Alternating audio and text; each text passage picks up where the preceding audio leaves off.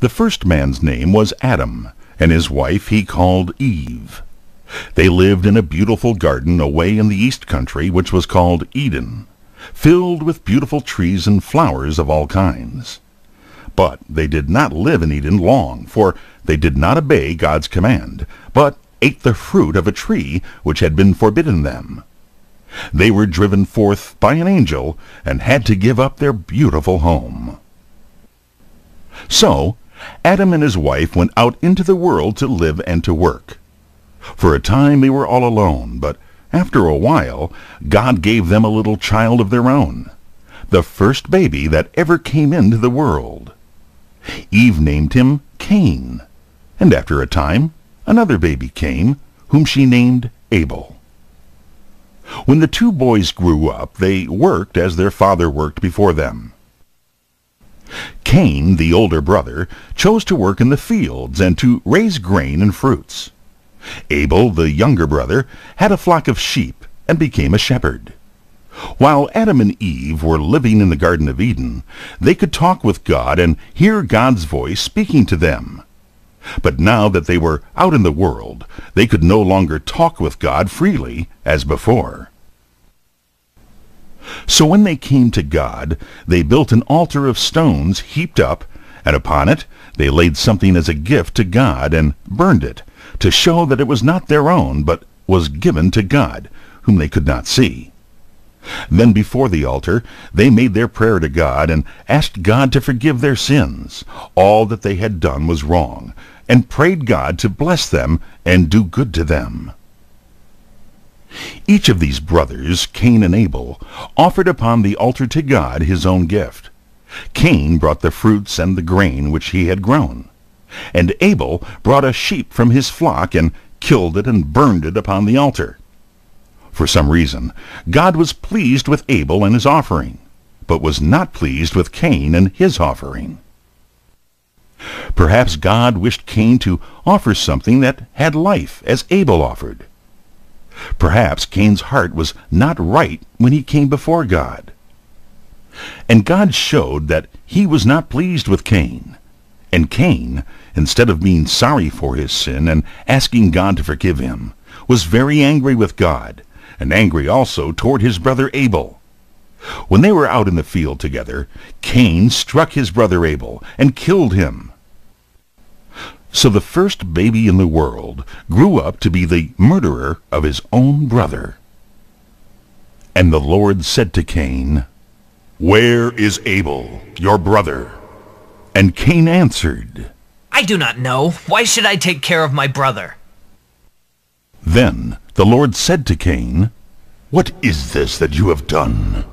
Your brother's blood is like a voice crying to me from the ground. Do you see how the ground has opened like a mouth to drink your brother's blood?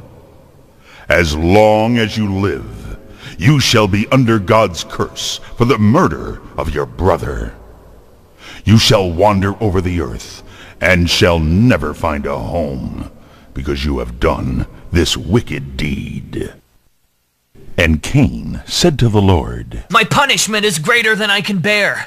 Thou hast driven me out from among men, and thou hast hid thy face from me. If any man finds me, he will kill me, because I shall be alone, and no one will be my friend." And God said to Cain, "If anyone harms Cain, he shall be punished for it." And the Lord God placed a mark on Cain, so that whoever met him should know him, and should know also that God had forbidden any man to harm him. Then Cain and his wife went away from Adam's home to live in a place by themselves, and there they had children. And Cain's family built a city in that land. And Cain named the city after his first child, whom he had called Enoch.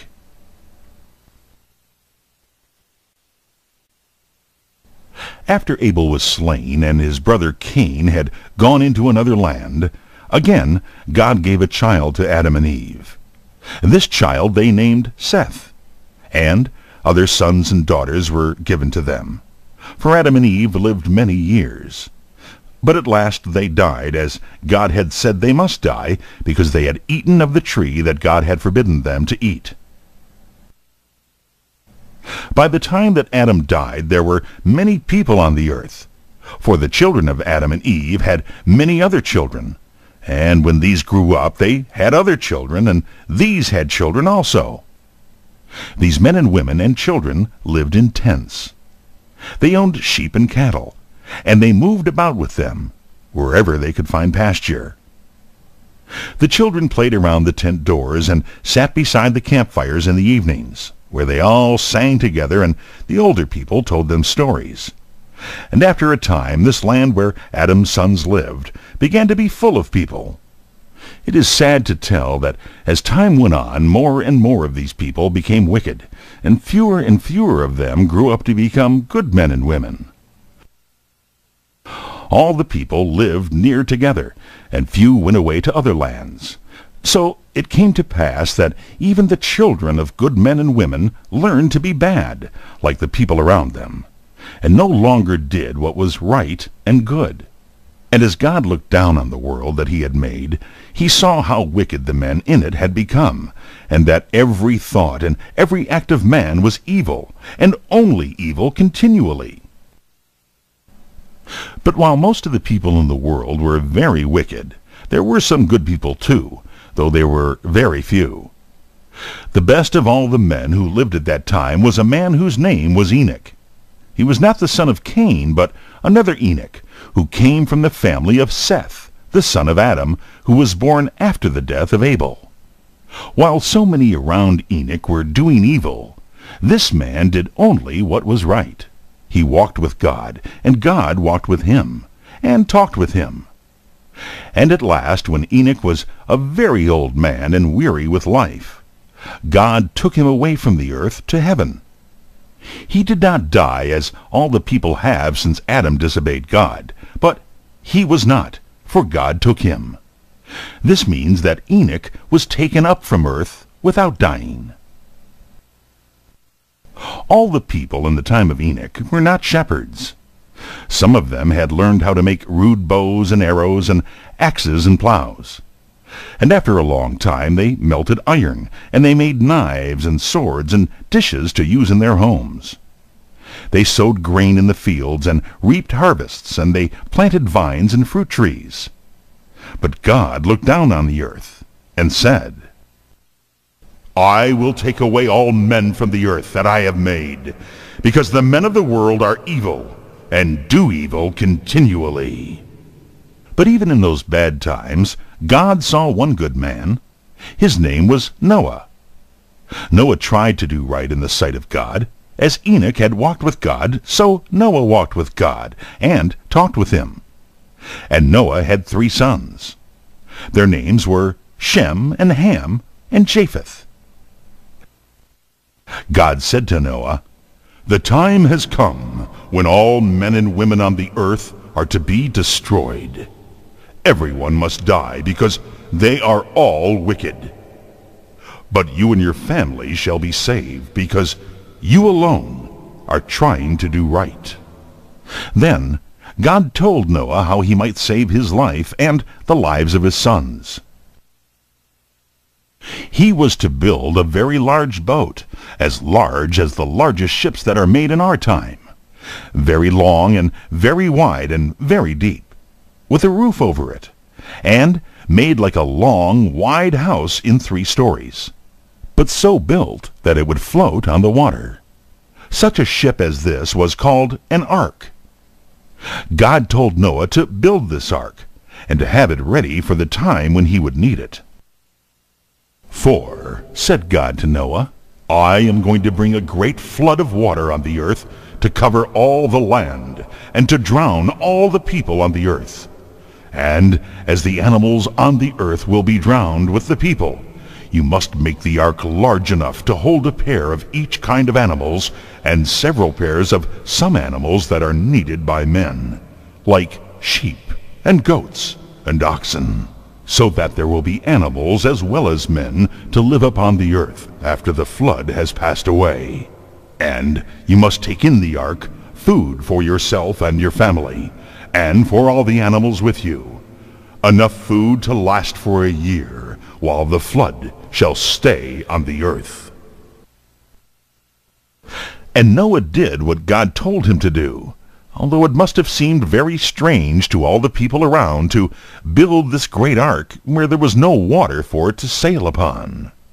And it was a long time, because this ship was so big that Noah and his sons were at work building the ark which God had told them to build, while the wicked people around wondered and no doubt laughed at Noah for building a great ship where there was no sea. At last the ark was finished, and stood like a great house on the land. There was a door on one side, and a window on the roof, to let in the light. Then God said to Noah, "Come into the ark, you and your wife, and your 3 sons, and their wives with them, for the flood of waters will come very soon. And take with you animals of all kinds, and birds, and things that creep, 7 pairs of these that will be needed by men, and 1 pair of all the rest, so that all kinds of animals may be kept alive upon the earth."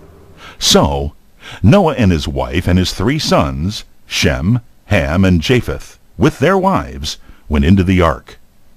And God brought to the door of the ark the animals and the birds and the creeping things of all kinds, and they went into the ark. And Noah and his sons put them in their places, and brought in food, enough to feed them all for many days. And then the door of the ark was shut, and no more people and no more animals could come in. In a few days the rain began to fall as it had never rained before. It seemed as though the heavens were opened to pour great floods upon the earth. The streams filled, and the rivers rose higher and higher, and the ark began to float on the water. The people left their houses and ran up to the hills, but soon the hills were covered, and all the people on them were drowned.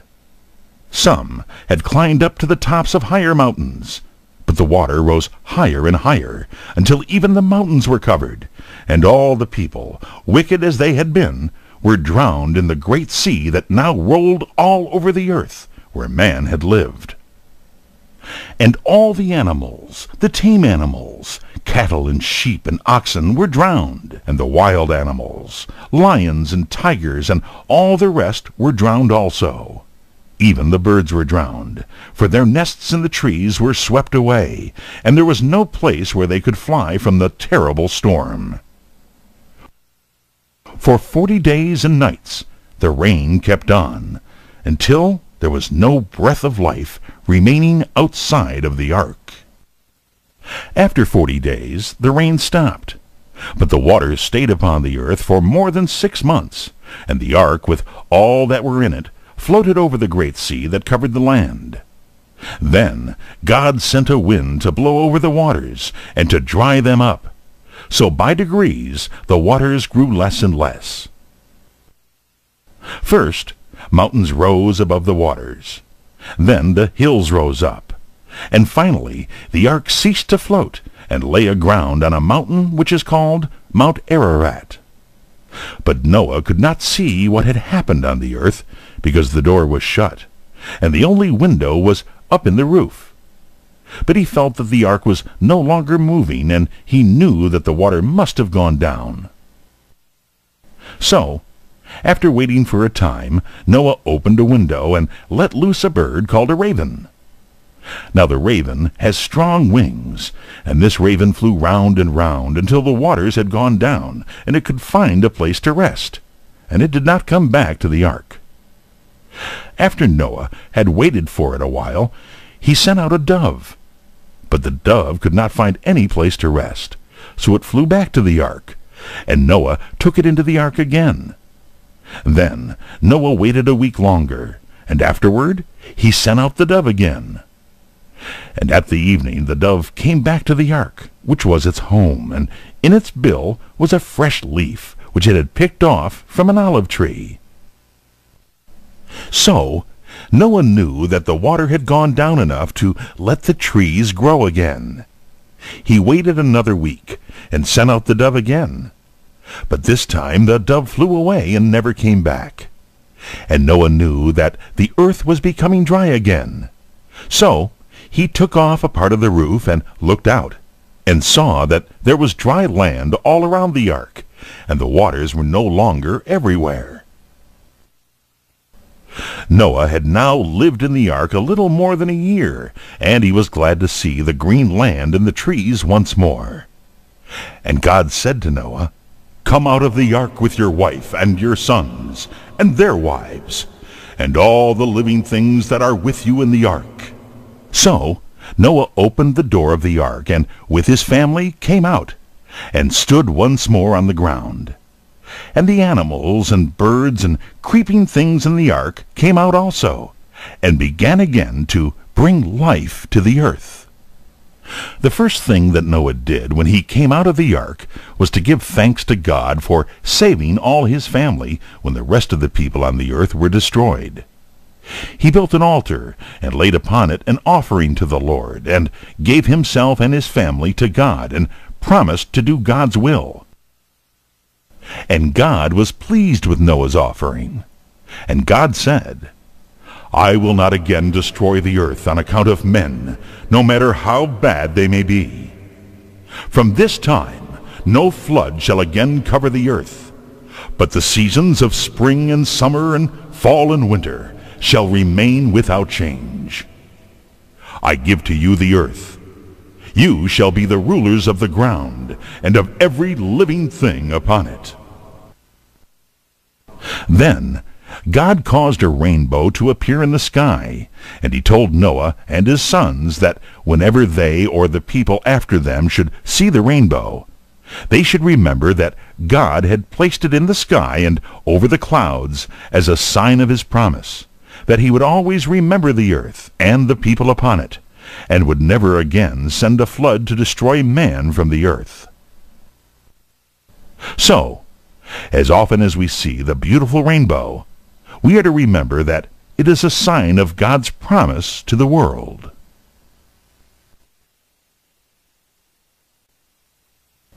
After the great flood, the family of Noah and those who came after him grew in number, until, as the years went on, the earth began to be full of people once more.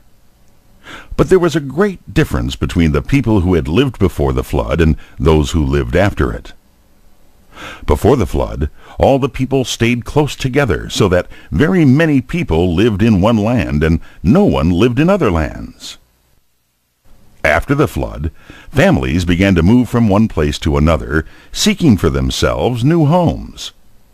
Some went one way and some another, so that as the number of people grew, they covered much more of the earth than those who had lived before the flood. Part of the people went up to the north and built a city called Nineveh, which became the ruling city of a great land called Assyria, whose people were called Assyrians. Another company went away to the west and settled by the great river Nile, and founded the land of Egypt, with its strange temples and pyramids, its sphinx and its monuments. Another company wandered northwest until they came to the shore of the great sea, which they called the Mediterranean Sea. There they founded the cities of Sidon and Tyre, where the people were sailors, sailing to countries far away, and bringing home many things from other lands to sell to the people of Babylon and Assyria and Egypt and other countries. Among the many cities which the people built were two, called Sodom and Gomorrah. The people in these cities were very wicked, and were nearly all destroyed. One good man named Lot and his family escaped. There was another good man named Abraham, who did not live in these cities. He tried to do God's will, and was promised a son to bring joy into his family. After Sodom and Gomorrah were destroyed, Abraham moved his tent and his camp away from that part of the land, and went to live near a place called Gerar in the southwest, not far from the great sea. And there at last the child whom God had promised to Abraham and Sarah his wife was born, when Abraham his father was a very old man. They named this child Isaac, as the angel had told them he should be named. And Abraham and Sarah were so happy to have a little boy that, after a time, they gave a great feast and invited all the people to come and rejoice with them, and all in honor of the little Isaac. Now Sarah had a maid named Hagar, an Egyptian woman who ran away from her mistress, and saw an angel by a well, and afterward came back to Sarah. She too had a child, and his name was Ishmael. So now there were 2 boys in Abraham's tent, the older boy Ishmael, the son of Hagar, and the younger boy Isaac, the son of Abraham and Sarah. Ishmael did not like the little Isaac, and did not treat him kindly. This made his mother Sarah very angry, and she said to her husband, I do not wish to have this boy Ishmael growing up with my son Isaac. Send away Hagar and her boy, for they are trouble to me. And Abraham felt very sorry to have trouble come between Sarah and Hagar, and between Isaac and Ishmael. For Abraham was a kind and good man, and he was friendly to them all. But the Lord said to Abraham, Do not be troubled about Ishmael and his mother. Do as Sarah has asked you to do, and send them away. It is best that Isaac should be left alone in your tent, for he is to receive everything that is yours. I, the Lord, will take care of Ishmael, and will make a great people of his descendants, those who shall come from him. So the next morning Abraham sent Hagar and her boy away, expecting them to go back to the land of Egypt, from which Hagar had come. He gave them some food for the journey, and a bottle of water to drink by the way. The bottles in that country are not like ours, made of glass. They are made from the skin of a goat. One of these skin bottles Abraham filled with water, and gave to Hagar. And Hagar went away from Abraham's tent, leading her little boy. But in some way she lost the road, and wandered over the desert, not knowing where she was, until all the water in the bottle was used up, and her poor boy in the hot sun and the burning sand had nothing to drink. She thought that he would die of this terrible thirst, and she laid him down under a little bush, and then she went away, for she said to herself, I cannot bear to look at my poor boy suffering and dying for want of water. And just at that moment, while Hagar was crying and her boy was moaning with thirst, she heard a voice saying to her, Hagar, what is your trouble? Do not be afraid. God has heard your cry and the cry of your child. God will take care of you both, and will make of your boy a great nation of people. It was the voice of an angel from heaven. And then Hagar looked, and there, close at hand, was a spring of water in the desert. How glad Hagar was as she filled the bottle with water and took it to her suffering boy under the bush. After this, Hagar did not go down to Egypt.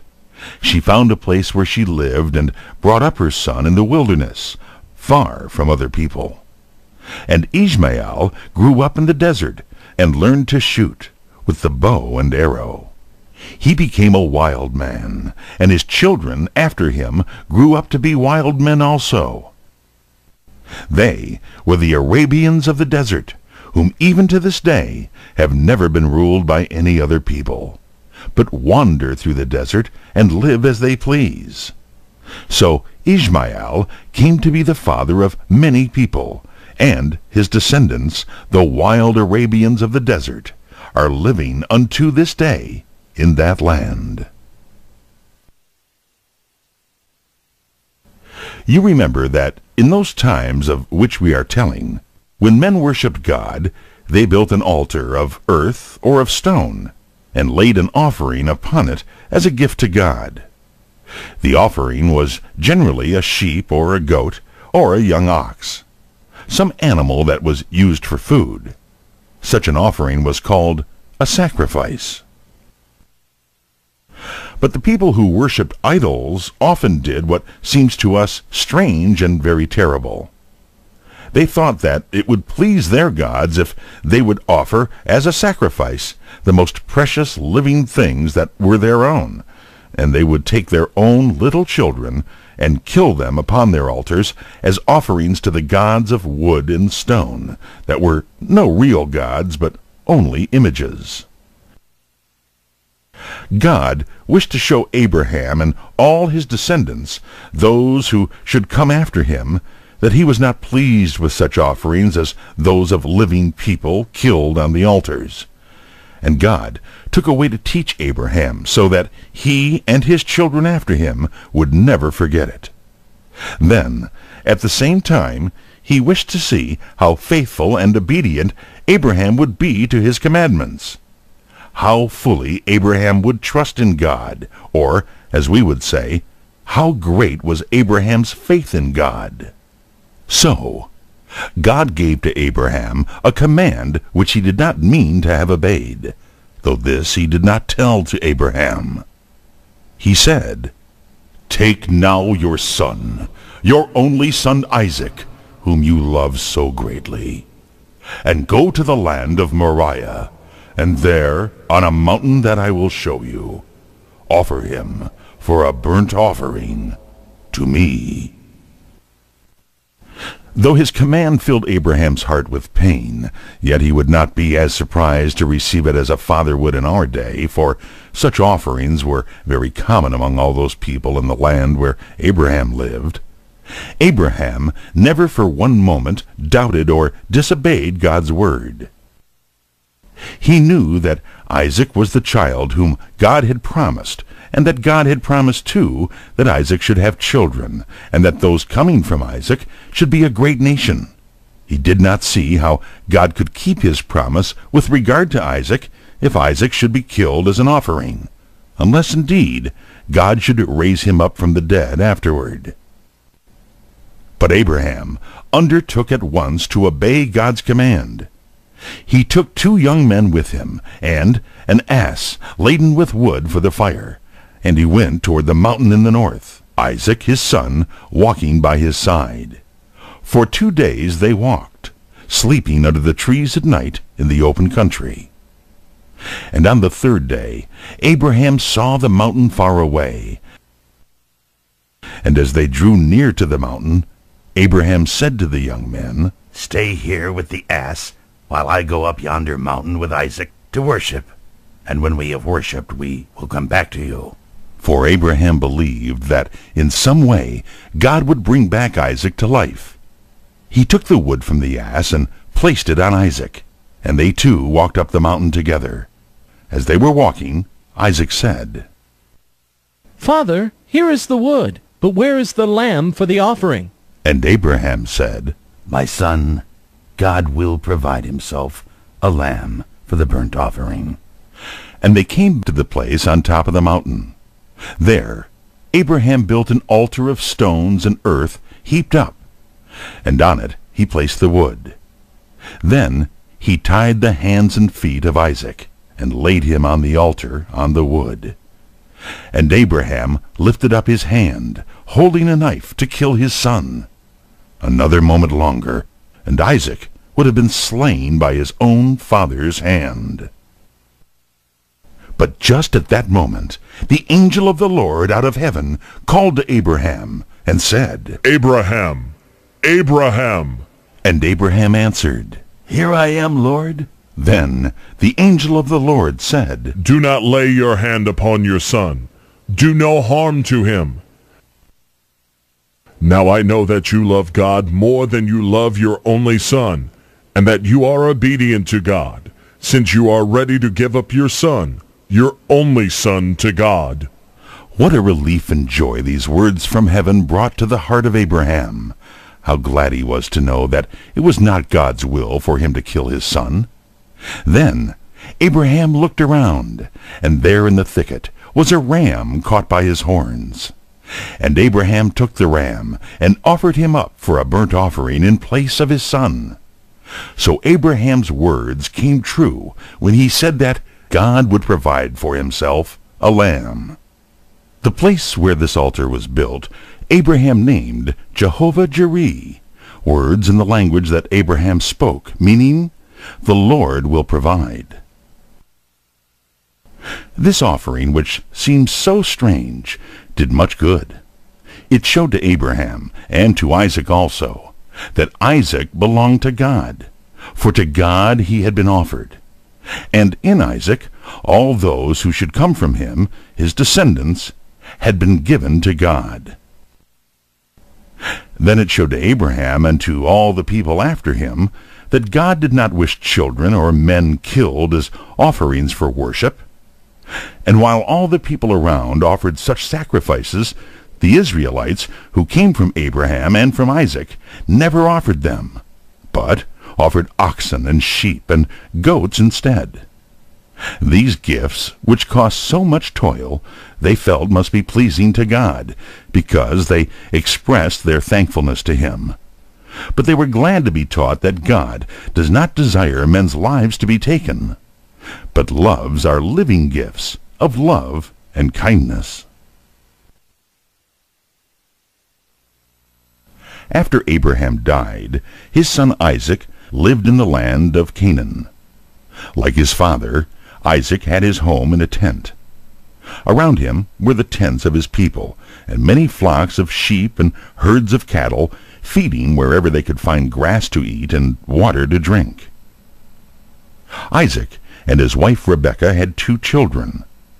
The older was named Esau, and the younger Jacob. Esau was a man of the woods, and very fond of hunting, and he was rough and covered with hair. Jacob was quiet and thoughtful, staying at home, dwelling in a tent, and caring for the flocks of his father. Isaac loved Esau more than Jacob, because Esau brought to his father that which he had killed in his hunting. But Rebekah liked Jacob, because she saw that he was wise and careful in his work. Among the people in those lands, when a man dies, his older son receives twice as much as the younger of what the father has owned. This was called his birthright, for it was his right as the oldest born. So Esau, as the older, had a birthright to more of Isaac's possessions than Jacob. And besides this, there was the privilege of the promise of God that the family of Isaac should receive great blessings. Now Esau, when he grew up, did not care for his birthright or the blessing which God had promised. But Jacob, who was a wise man, wished greatly to have the birthright which would come to Esau when his father died. Once, when Esau came home hungry and tired from hunting in the fields, he saw that Jacob had a bowl of something that he had just cooked for dinner. And Esau said, "Give me some of that red stuff in the dish. Will you not give me some? I am hungry." And Jacob answered, I will give it to you, if you will first of all sell to me your birthright. And Esau said, "What is the use of a birthright to me now, when I am almost starving to death? You can have my birthright if you will give me something to eat." Then Esau made Jacob a solemn promise to give to Jacob his birthright, all for a bowl of food. It was not right for Jacob to deal so selfishly with his brother, but it was very wrong in Esau to care so little for his birthright and God's blessing. Some time after this, when Esau was 40 years old, he married 2 wives. Though this would be very wicked in our times, it was not supposed to be wrong then, for even good men then had more than one wife. But Esau's 2 wives were women from the people of Canaan, who worshipped idols and not the true God. And they taught their children also to pray to idols, so that those who came from Esau, the people who were his descendants, lost all knowledge of God and became very wicked. But this was long after that time. Isaac and Rebekah were very sorry to have their son Esau marry women who prayed to idols and not to God. But still, Isaac loved his active son Esau more than his quiet son Jacob. But Rebekah loved Jacob more than Esau. Isaac became at last very old and feeble, and so blind that he could see scarcely anything. One day he said to Esau, My son, I am very old, and do not know how soon I must die. But before I die, I wish to give to you as my older son God's blessing upon you and your children and your descendants.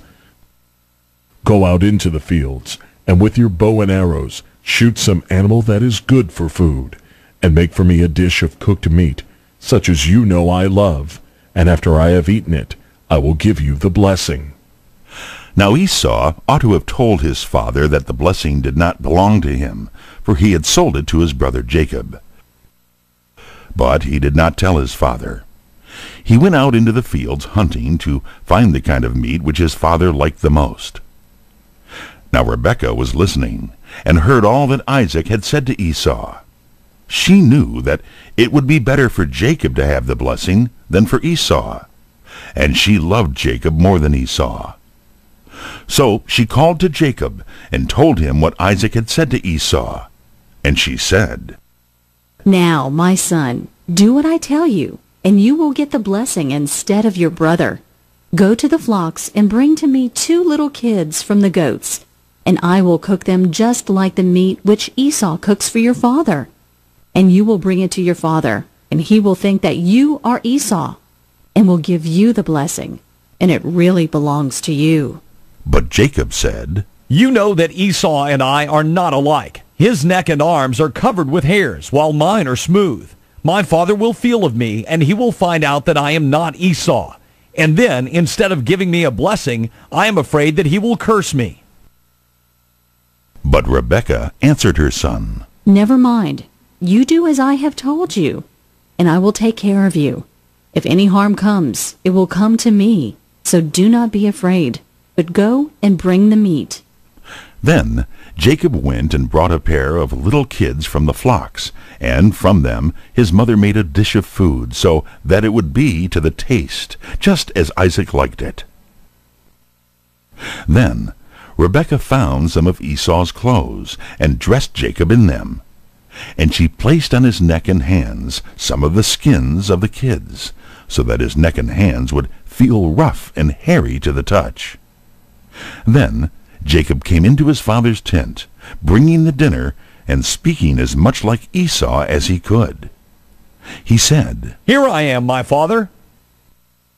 And Isaac said, Who are you, my son? And Jacob answered, I am Esau, your oldest son. I have done as you bade me. Now sit up and eat the dinner that I have made, and then give me your blessing as you promised me. And Isaac said, How is it that you found it so quickly? Jacob answered, Because the Lord your God showed me where to go and gave me good success. Isaac did not feel certain that it was his son Esau, and he said, Come near and let me feel you, so that I may know you are really my son Esau. And Jacob went up close to Isaac's bed, and Isaac felt of his face, and his neck, and his hands. And he said, The voice sounds like Jacob, but the hands are the hands of Esau. Are you really my son Esau? And Jacob told a lie to his father, and said, I am. Then the old man ate the food that Jacob had brought to him, and he kissed Jacob, believing him to be Esau. And he gave him the blessing, saying to him, May God give you the dew of heaven, and the richness of the earth, and plenty of grain and wine. May nations bow down to you, and peoples become your servants. May you be the master over your brother, and may your family and descendants that shall come from you rule over his family and his descendants. Blessed be those that bless you, and cursed be those that curse you. Just as soon as Jacob had received the blessing, he rose up and hastened away. He had scarcely gone out when Esau came in from hunting with the dish of food that he had cooked. And he said, Let my father sit up and eat the food that I have brought, and give me the blessing. And Isaac said, Why? Who are you? Esau answered, I am your son, your oldest son, Esau. And Isaac trembled and said, Who then is the one that came in and brought to me food? And I have eaten his food, and have blessed him. Yes, and he shall be blessed. When Esau heard this, he knew that he had been cheated, and he cried aloud with a bitter cry. "Oh, my father, my brother has taken away my blessing, just as he took away my birthright. But can you not give me another blessing too? Have you given everything to my brother?" And Isaac told him all that he had said to Jacob, making him the ruler over his brother. But Esau begged for another blessing. And Isaac said, My son, your dwelling shall be of the riches of the earth, and of the dew of heaven. You shall live by your sword, and your descendants shall serve his descendants. But in time to come they shall break loose, and shall shake off the yoke of your brother's rule, and shall be free. All this came to pass many years afterward. The people who came from Esau lived in a land called Edom, on the south of the land of Israel, where Jacob's descendants lived. And after a time, the Israelites became rulers over the Edomites, and still later, the Edomites made themselves free from the Israelites. But all this took place hundreds of years afterward. It was better that Jacob's descendants, those who came after him, should have the blessing, than that Esau's people should have it. For Jacob's people worshipped God, and Esau's people walked in the way of idols, and became wicked. After Esau found that he had lost his birthright and his blessing, he was very angry against his brother Jacob. And he said to himself, and told others, "My father Isaac is very old and cannot live long. As soon as he is dead, then I shall kill Jacob for having robbed me of my right." When Rebekah heard this, she said to Jacob, Before it is too late, do you go away from home and get out of Esau's sight. Perhaps when Esau sees you no longer, he will forget his anger, and then you can come home again. Go and visit my brother Laban, your uncle, in Haran, and stay with him for a little while. We must remember that Rebekah came from the family of Nahor, Abraham's younger brother, who lived in Haran, a long distance to the northeast of Canaan, and that Laban was Rebekah's brother. So Jacob went out of Beersheba on the border of the desert, and walked alone, carrying his staff in hand. One evening, just about sunset, he came to a place among the mountains, more than 60 miles distant from his home. And as he had no bed to lie down upon, he took a stone and rested his head upon it for a pillow, and lay down to sleep. And on that night Jacob had a wonderful dream. In his dream he saw stairs leading from the earth where he lay up to heaven, and angels were going up and coming down upon the stairs. And above the stairs he saw the Lord God standing. And God said to Jacob, I am the Lord, the God of Abraham, and the God of Isaac your father, and I will be your God too. The land where you are lying all alone shall belong to you, and to your children after you, and your children shall spread abroad over the lands, east and west, and north and south, like the dust of the earth. And in your family all the world shall receive a blessing. And I am with you in your journey, and I will keep you where you are going, and will bring you back to this land. I will never leave you, and I will surely keep my promise to you. And in the morning Jacob awakened from his sleep, and he said, Surely the Lord is in this place, and I did not know it. I thought that I was all alone, but God has been with me. This place is the house of God. It is the gate of heaven. And Jacob took the stone on which his head had rested, and he set it up as a pillar, and poured oil on it as an offering to God. And Jacob named that place Bethel, which in the language that Jacob spoke means the house of God. And Jacob made a promise to God at that time, and said, If God really will go with me, and will keep me in the way that I go, and will give me bread to eat, and will bring me to my father's house in peace, then the Lord shall be my God, and this stone shall be the house of God. And of all that God gives me, I will give back to God 1/10 as an offering. Then Jacob went onward in his long journey. He walked across the river Jordan in a shallow place, feeling his way with his staff. He climbed mountains and journeyed beside the great desert on the east, and at last came to the city of Haran. Beside the city was the well where Abraham's servant had met Jacob's mother, Rebekah. And there, after Jacob had waited for a time, he saw a young woman coming with her sheep to give them water. Then Jacob took off the flat stone that was over the mouth of the well, and drew water and gave it to the sheep. And when he found that this young woman was his own cousin Rachel, the daughter of Laban, he was so glad that he wept for joy. And at that moment he began to love Rachel, and longed to have her for his wife. Rachel's father Laban, who was Jacob's uncle, gave a welcome to Jacob, and took him into his home. And Jacob asked Laban if he would give his daughter Rachel to him as his wife.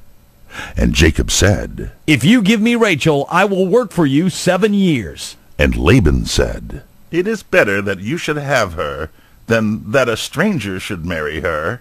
So Jacob lived 7 years in Laban's house, caring for his sheep and oxen and camels, but his love for Rachel made the time seem short. At last the day came for the marriage, and they brought in the bride, who, after the manner of that land, was covered with a thick veil, so that her face could not be seen. And she was married to Jacob. And when Jacob lifted up her veil, he found that he had married not Rachel, but her older sister Leah, who was not beautiful, and whom Jacob did not love at all.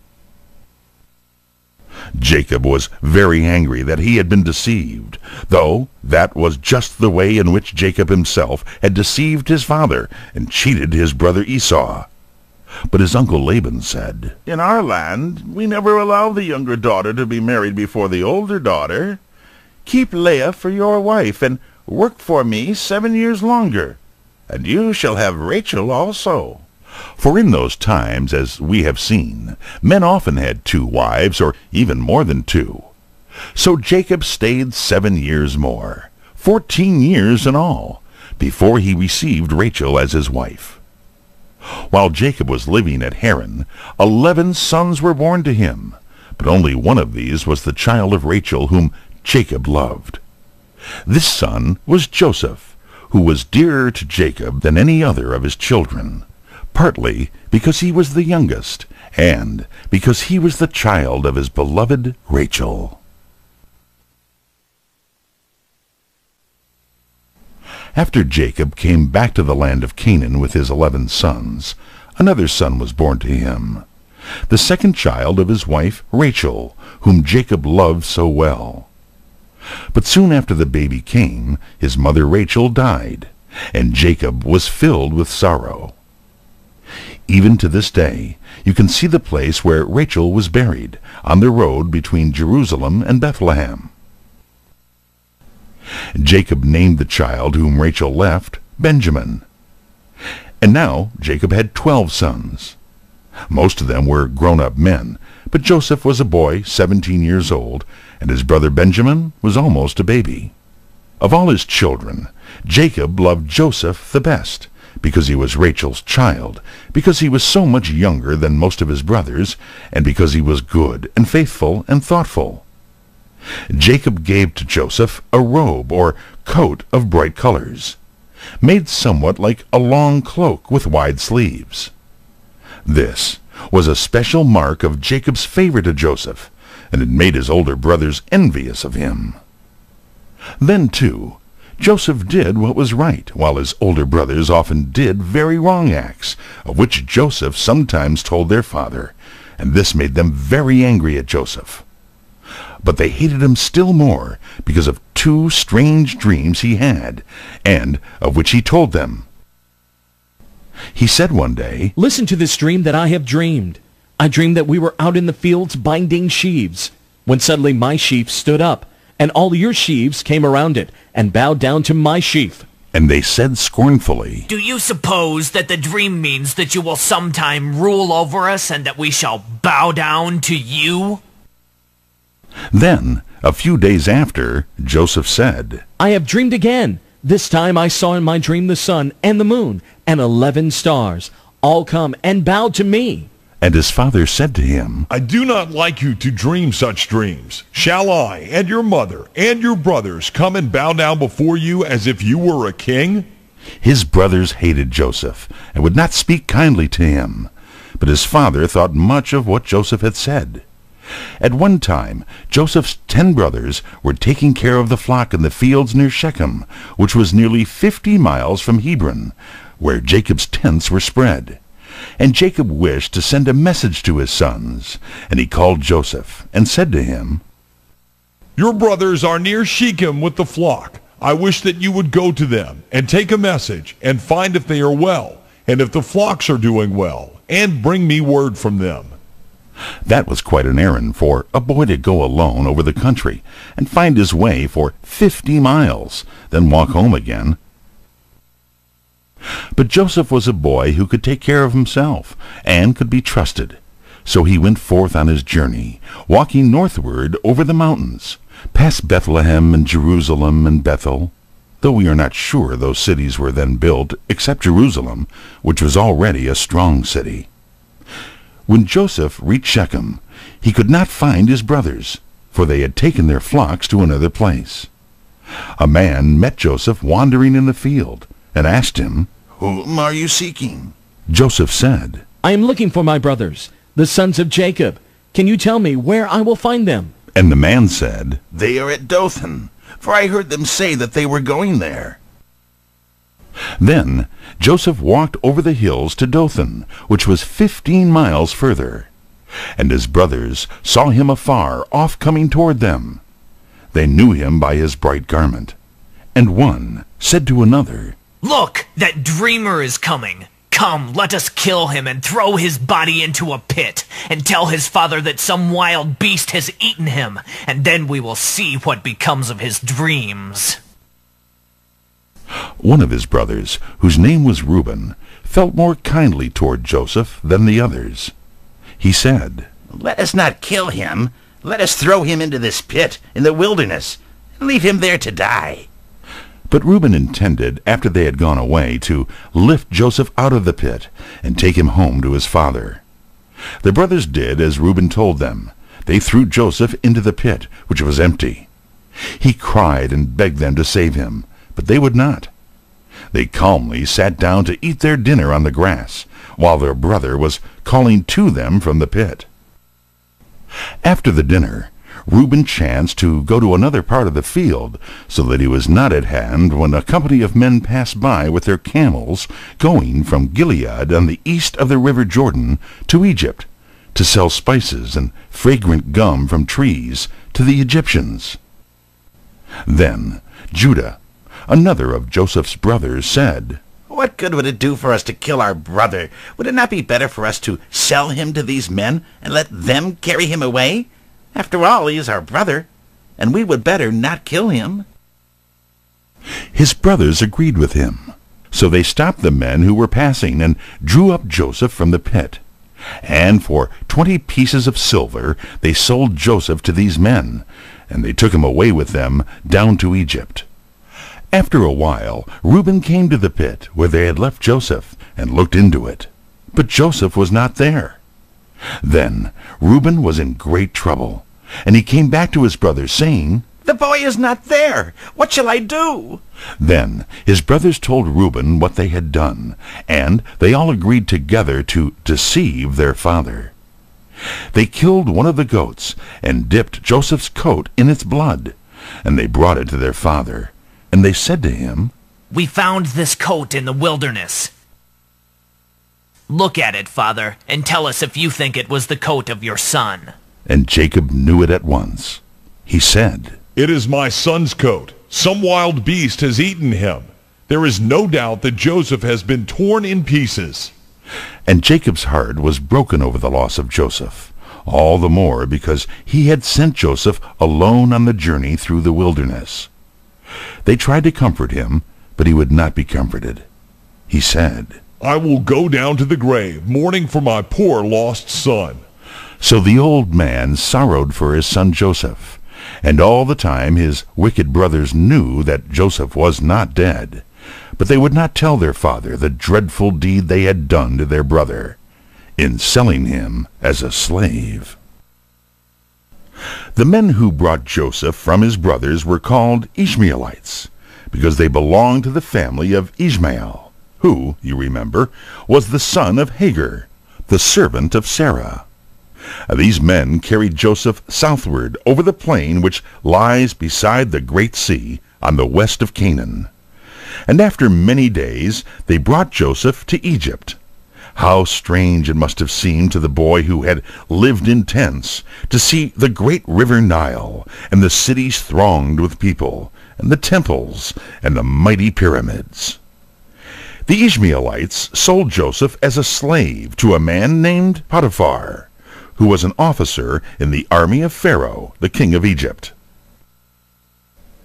Joseph was a beautiful boy, and cheerful and willing in his spirit, and able in all that he undertook, so that his master Potiphar became very friendly to him, and after a time he placed Joseph in charge of his house and everything in it. For some years Joseph continued in the house of Potiphar, a slave in name, but in reality the master of all his affairs and ruler over his fellow servants. But Potiphar's wife, who at first was very friendly to Joseph, afterward became his enemy, because Joseph would not do wrong to please her. She told her husband falsely that Joseph had done a wicked deed. Her husband believed her, and was very angry at Joseph, and put him in the prison with those who had been sent to that place for breaking the laws of the land. How hard it was for Joseph to be charged with a crime when he had done no wrong, and to be thrust into a dark prison among wicked people. But Joseph had faith in God that at some time all would come out right. And in the prison he was cheerful and kind and helpful, as he had always been. The keeper of the prison saw that Joseph was not like the other men around him, and he was kind to Joseph. In a very little while, Joseph was placed in charge of all his fellow prisoners, and took care of them, just as he had taken care of everything in Potiphar's house.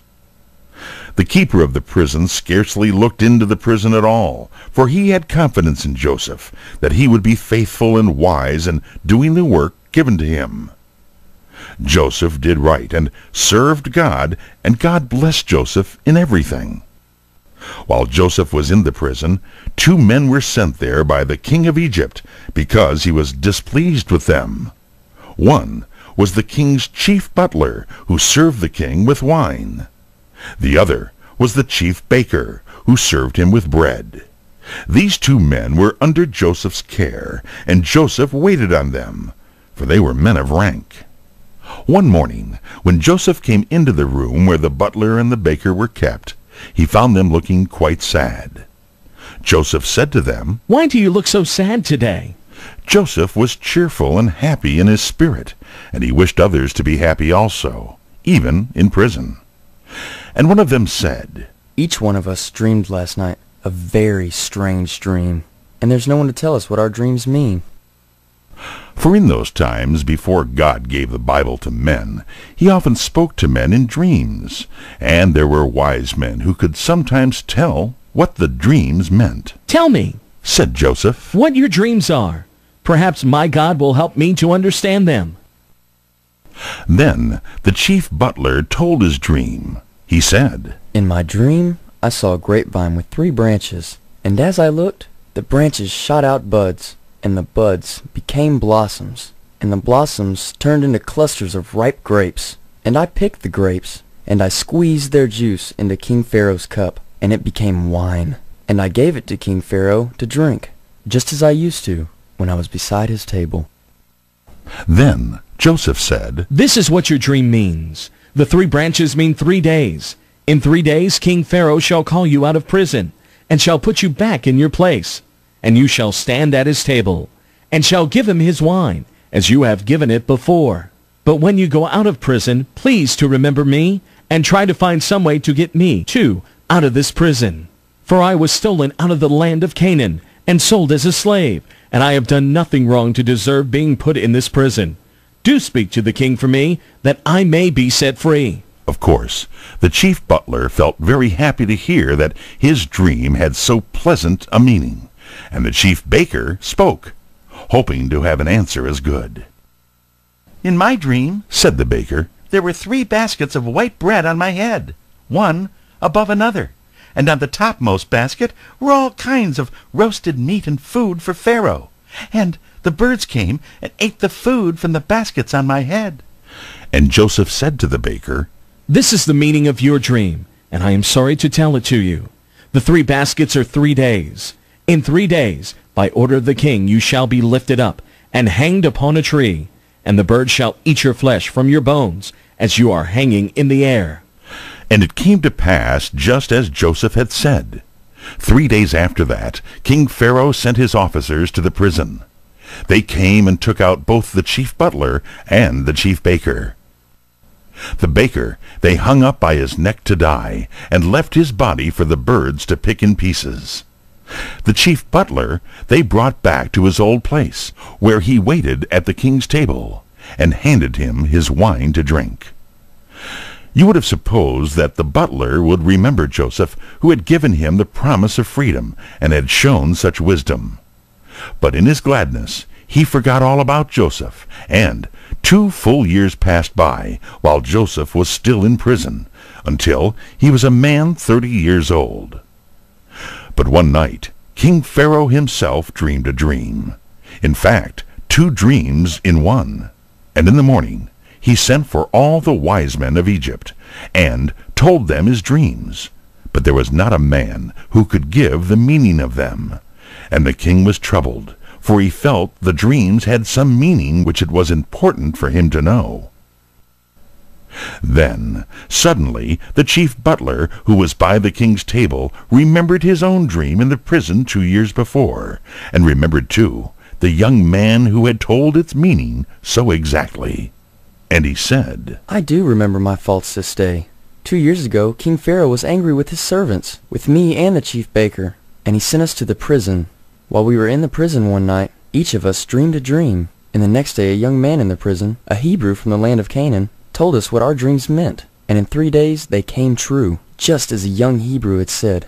I think that if this young man is in the prison still, he could tell the king the meaning of his dreams." You notice that the butler spoke of Joseph as a Hebrew. The people of Israel, whom Joseph belonged, were called Hebrews as well as Israelites. The word Hebrew means one who crossed over, and it was given to the Israelites because Abraham, their father, had come from a land on the other side of the great river Euphrates, and had crossed over the river on his way to Canaan. Then King Pharaoh sent in haste to the prison for Joseph, and Joseph was taken out, and he was dressed in new garments, and was led into Pharaoh in the palace. And Pharaoh said, "I have dreamed a dream, and there is no one who can tell me what it means. And I have been told that you have the power to understand dreams and what they mean." And Joseph answered Pharaoh, "The power is not in me, but God will give Pharaoh a good answer. What is the dream that the king has dreamed?" "In my first dream," said Pharaoh, "I was standing by the river, and I saw 7 fat and handsome cows come up from the river to feed in the grass. And while they were feeding, 7 other cows followed them up from the river, very thin and poor and lean, such miserable creatures as I had never seen before. And the 7 lean cows ate up the 7 fat cows, and after they had eaten them up, they were as lean and miserable as before. Then I awoke. And I fell asleep again, and dreamed again. In my second dream, I saw 7 heads of grain growing up on one stalk, large and strong and good, and then 7 heads came up after them, that were thin and poor and withered, and the 7 thin heads swallowed up the 7 good heads, and afterward were as poor and withered as before. And I told these 2 dreams to all the wise men, and there is no one who can explain them. Can you tell me what these dreams mean?" And Joseph said to the king, "The 2 dreams have the same meaning. God has been showing to King Pharaoh what he will do in this land. The 7 good cows mean 7 years, and the 7 good heads of grain mean the same 7 years. The 7 lean cows and the 7 thin heads of grain also mean 7 years. The good cows and the good grain mean 7 years of plenty, and the 7 thin cows and thin heads of grain mean 7 poor years. They are coming upon the land of Egypt, 7 years of such plenty as have never been seen, when the fields shall bring greater crops than ever before. And after those years shall come 7 years when the field shall bring no crops at all. And then for 7 years there'll be such need that the years of plenty will be forgotten, for the people will have nothing to eat. Now let King Pharaoh find some man who is able and wise, and let him set this man to rule over the land. And during the 7 years of plenty, let a part of the crops be put away for the years of need. If this shall be done, then when the years of need come, there will be plenty of food for all the people, and no one will suffer, for all will have enough. And King Pharaoh said to Joseph, Since God has shown you all this, there is no other man as wise as you. I will appoint you to do this work and to rule over the land of Egypt.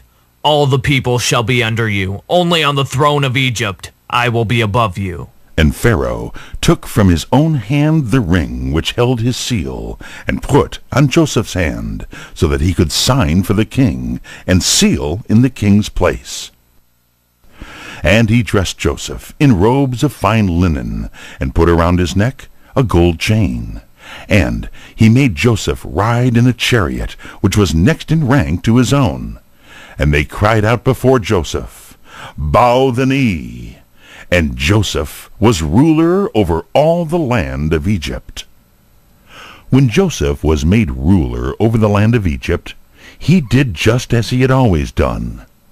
It was not Joseph's way to sit down to rest and enjoy himself and make others wait on him. He found his work at once, and began to do it faithfully and thoroughly. He went out over all the land of Egypt, and saw how rich and abundant were the fields of grain, giving much more than the people could use for their own needs. He told the people not to waste it, but to save it for the coming time of need. And he called upon the people to give him for the king 1 bushel of grain out of every 5 to be stored up. The people brought their grain, after taking for themselves as much as they needed, and Joseph stored it up in great storehouses in the cities, so much at last that no one could keep account of it. The king of Egypt gave a wife to Joseph from the noble young women of his kingdom. Her name was Asenath, and to Joseph and his wife God gave 2 sons. The oldest son he named Manasseh, a word which means making to forget. For, said Joseph, God has made me to forget all my troubles and my toil as a slave. The second son he named Ephraim, a word that means fruitful. Because, said Joseph, God has not only made the land fruitful, but he has made me fruitful in the land of my troubles. The 7 years of plenty soon passed by, and then came the years of need. In all the lands around, people were hungry, and there was no food for them to eat. But in the land of Egypt, everybody had enough. Most of the people soon used up the grain that they had saved. Many had saved none at all, and they all cried to the king to help them. Go to Joseph, said King Pharaoh, and do whatever he tells you to do. Then the people came to Joseph, and Joseph opened the storehouses and sold to the people all the grain that they wished to buy. And not only the people of Egypt came to buy grain, but people of all the lands around as well, for there was great need and famine everywhere. And the need was as great in the land of Canaan, where Jacob lived, as in other lands.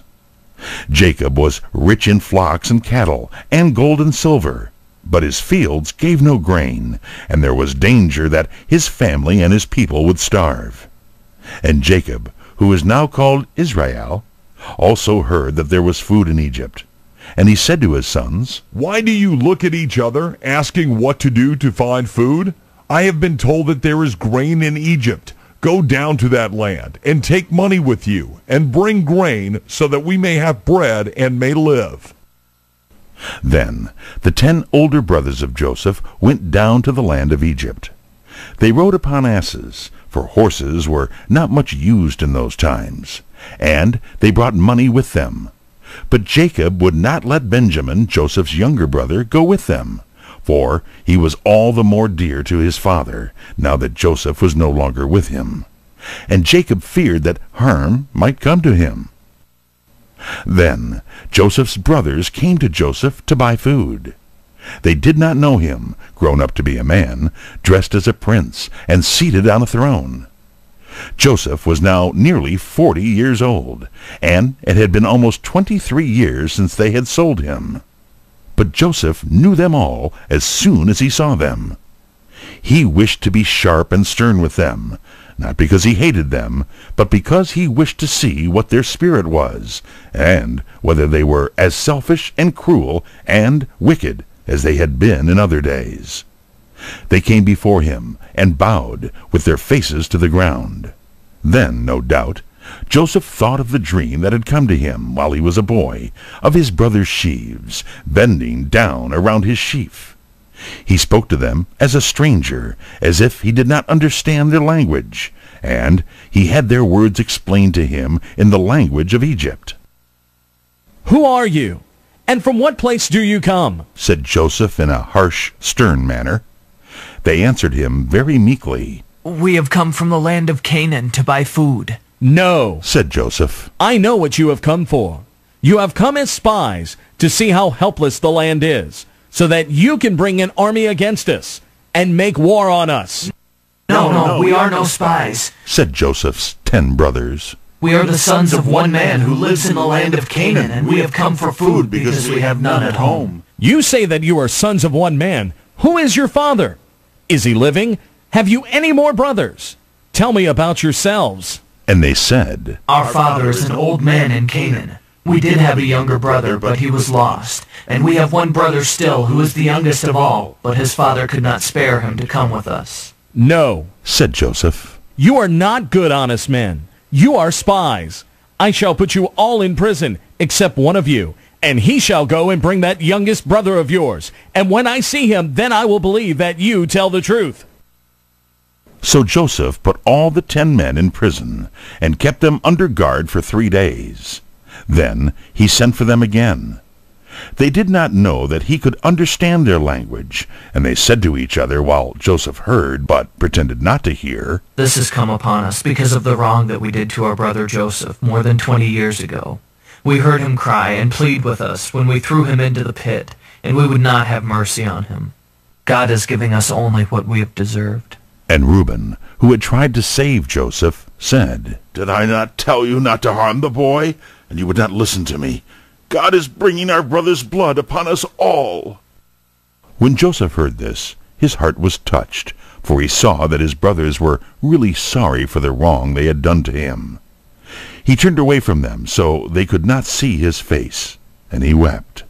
Then he turned again to them, and spoke roughly as before, and said, "This I will do, for I serve God. I will let you all go home, except one man.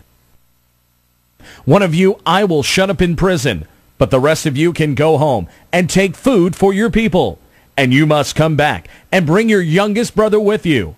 And I shall know then that you have spoken the truth." Then Joseph gave orders, and his servants seized one of his brothers, whose name was Simeon, and bound him in their sight, and took him away to prison. And he ordered his servants to fill the men's sacks with grain, and to put every man's money back into the sack before it was tied up, so that they would find the money as soon as they opened the sack. Then the men loaded their asses with the sacks of grain and started to go home, leaving their brother Simeon a prisoner. When they stopped on their way to feed their asses, one of the brothers opened his sack, and there he found his money lying on top of the grain. He called out to his brothers, "See, here is my money! Give it again to me!" And they were frightened. But they did not dare go back to Egypt and meet the stern ruler of the land. They went home and told their old father all that had happened to them, and how their brother Simeon was in prison, and must stay there until they should return, bringing Benjamin with them. When they opened their sacks of grain, there in the mouth of each sack was the money they had given, and they were filled with fear. Then they spoke of going again to Egypt and taking Benjamin. But Jacob said to them, "You are taking my sons away from me. Joseph is gone, and Simeon is gone, and now you would take Benjamin away. All these things are against me. Reuben said, Here are my own 2 boys. You may kill them if you wish, in case I do not bring Benjamin back to you. But Jacob said, My youngest son shall not go with you. His brother is dead, and he alone is left to me. If harm should come to him, it would bring down my gray hairs with sorrow to the grave.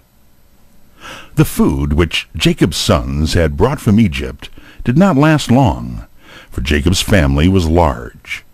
Most of his sons were married and had children of their own, so that the children and grandchildren were 66, besides the servants who waited on them and the men who cared for Jacob's flocks. So around the tent of Jacob was quite a camp of other tents and an army of people. When the food that had come from Egypt was nearly eaten up, Jacob said to his sons, Go down to Egypt again and buy some food for us. And Judah, Jacob's son, the man who years before had urged his brothers to sell Joseph to the Ishmaelites, said to his father, It is of no use for us to go to Egypt unless we take Benjamin with us. The man who rules in that land said to us, You shall not see my face unless your youngest brother be with you. And Israel said, Why did you tell the man that you had a brother? You did me great harm when you told him. Why? said Jacob's sons. We could not help telling him. The man asked us all about our family. Is your father yet living? Have you any more brothers? And we had to tell him. His questions were so close. How should we know that he would say, Bring your brother here for me to see him? And Judah said, Send Benjamin with me, and I will take care of him. I promise you that I will bring him safely home. If he does not come back, let me bear the blame forever. He must go, or we shall die for want of food, and we might have gone down to Egypt and come home again if we had not been kept back. And Jacob said, If he must go, then he must. But take a present to the man, some of the choicest fruits of the land, some spices and perfumes and nuts and almonds, and take twice as much money besides the money that was in your sacks. Perhaps that was a mistake when the money was given back to you. And take your brother Benjamin, and may the Lord God make the man kind to you, so that he will set Simeon free and let you bring Benjamin back. But if it is God's will that I lose my children, I cannot help it. So 10 brothers of Joseph went down a second time to Egypt, Benjamin going in place of Simeon. They came to Joseph's office, the place where he sold grain to the people, and they stood before their brother and bowed as before. Joseph saw that Benjamin was with them, and he said to his steward, the man who was over his house, Make ready a dinner, for all these men shall dine with me today. When Joseph's brothers found that they were taken into Joseph's house, they were filled with fear. They said to each other, We have been taken here on account of the money in our sacks. They will say that we have stolen it, and then they will sell us all for slaves. But Joseph's steward, the man who was over his house, treated the men kindly, and when they spoke of the money in their sacks, he would not take it again, saying, Never fear. Your God must have sent you this as a gift. I had your money. The stewards received the men into Joseph's house, and washed their feet, according to the custom of the land. And at noon Joseph came in to meet them. They brought him the present from their father, and again they bowed before him, with their faces on the ground. And Joseph asked them if they were well, and said, Is your father still living? The old man of whom you spoke, is he well? And they said, Our father is well, and he is living. And again they bowed to Joseph. And Joseph looked at his younger brother Benjamin, the child of his own mother Rachel, and said, Is this your youngest brother of whom you spoke to me? God be gracious unto you, my son. And Joseph's heart was so full that he could not keep back the tears. He went in haste to his own room and wept there. Then he washed his face and came out again, and ordered the table to be set for dinner. They set Joseph's table for himself as the ruler, and another table for his Egyptian officers, and another for the 11 men from Canaan. For Joseph had brought Simeon out of the prison, and had given him a place with his brothers. Joseph himself arranged the order of the seats for his brothers, the oldest at the head, and all in order of age, down to the youngest. The men wondered at this, and could not see how the ruler of Egypt could know the order of their ages. And Joseph sent dishes from his table to his brothers, and he gave to Benjamin 5 times as much as to the others. Perhaps he wished to see whether they were as jealous of Benjamin as in other days they had been toward him. After dinner, Joseph said to his steward, "Fill the men's sacks with grain, as much as they can carry, and put each man's money in his sack, and put my silver cup in the sack of the youngest, with his money." The steward did as Joseph had said, and early in the morning the brothers started to go home. A little while afterward, Joseph said to his steward, "Hasten, follow after the men from Canaan, and say, 'Why have you wronged me, after I have treated you kindly? You have stolen my master's silver cup, out of which he drinks.'" The steward followed the men, and overtook them, and charged them with stealing. And they said to him, Why should you talk to us in this manner? We have stolen nothing. Why, we brought back to you the money that we found in our sacks, and is it likely that we would steal from your lord his silver or gold? You may search us, and if you find your master's cup on any of us, let him die, and the rest of us may be sold as slaves. Then they took down the sacks from the asses, and opened them, and in each man's sack was his money, for the second time. And when they came to Benjamin's sack, there was the ruler's silver cup. Then, in the greatest sorrow, they tied up their bags again, and laid them on the asses, and came back to Joseph's palace. And Joseph said to them, "What wicked thing is this that you have done? Did you not know that I would surely find out your deeds?" Then Judah said, "Oh, my lord, what can we say? God has punished us for our sins, and now we must all be slaves, both we that are older and the younger, in whose sack the cup was found." "No," said Joseph, "only one of you is guilty, the one who has taken away my cup. I will hold him as a slave, and the rest of you can go home to your father." Joseph wished to see whether his brothers were still selfish, and were willing to let Benjamin suffer if they could escape. Then Judah, the very man who had urged his brothers to sell Joseph as a slave, came forward and fell at Joseph's feet, and pleaded with him to let Benjamin go. He told again the whole story, how Benjamin was the one whom his father loved the most of all his children, now that his brother was lost. He said, "I promise to bear the blame if this boy was not brought home in my safety. If he does not go back, it will kill my poor old father, who has seen much trouble. Now, let my youngest brother go home to his father, and I will stay here as a slave in this place." Joseph knew now what he had longed to know, that his brothers were no longer cruel or selfish, but one of them was willing to suffer so that his brother might be spared. And Joseph could not any longer keep his secret, for his heart longed after his brothers, and he was ready to weep again, with tears of love and joy. He sent all of his Egyptian servants out of the room, so that he might be alone with his brothers. And then he said, "Come near to me, I wish to speak with you." And they came near, wondering.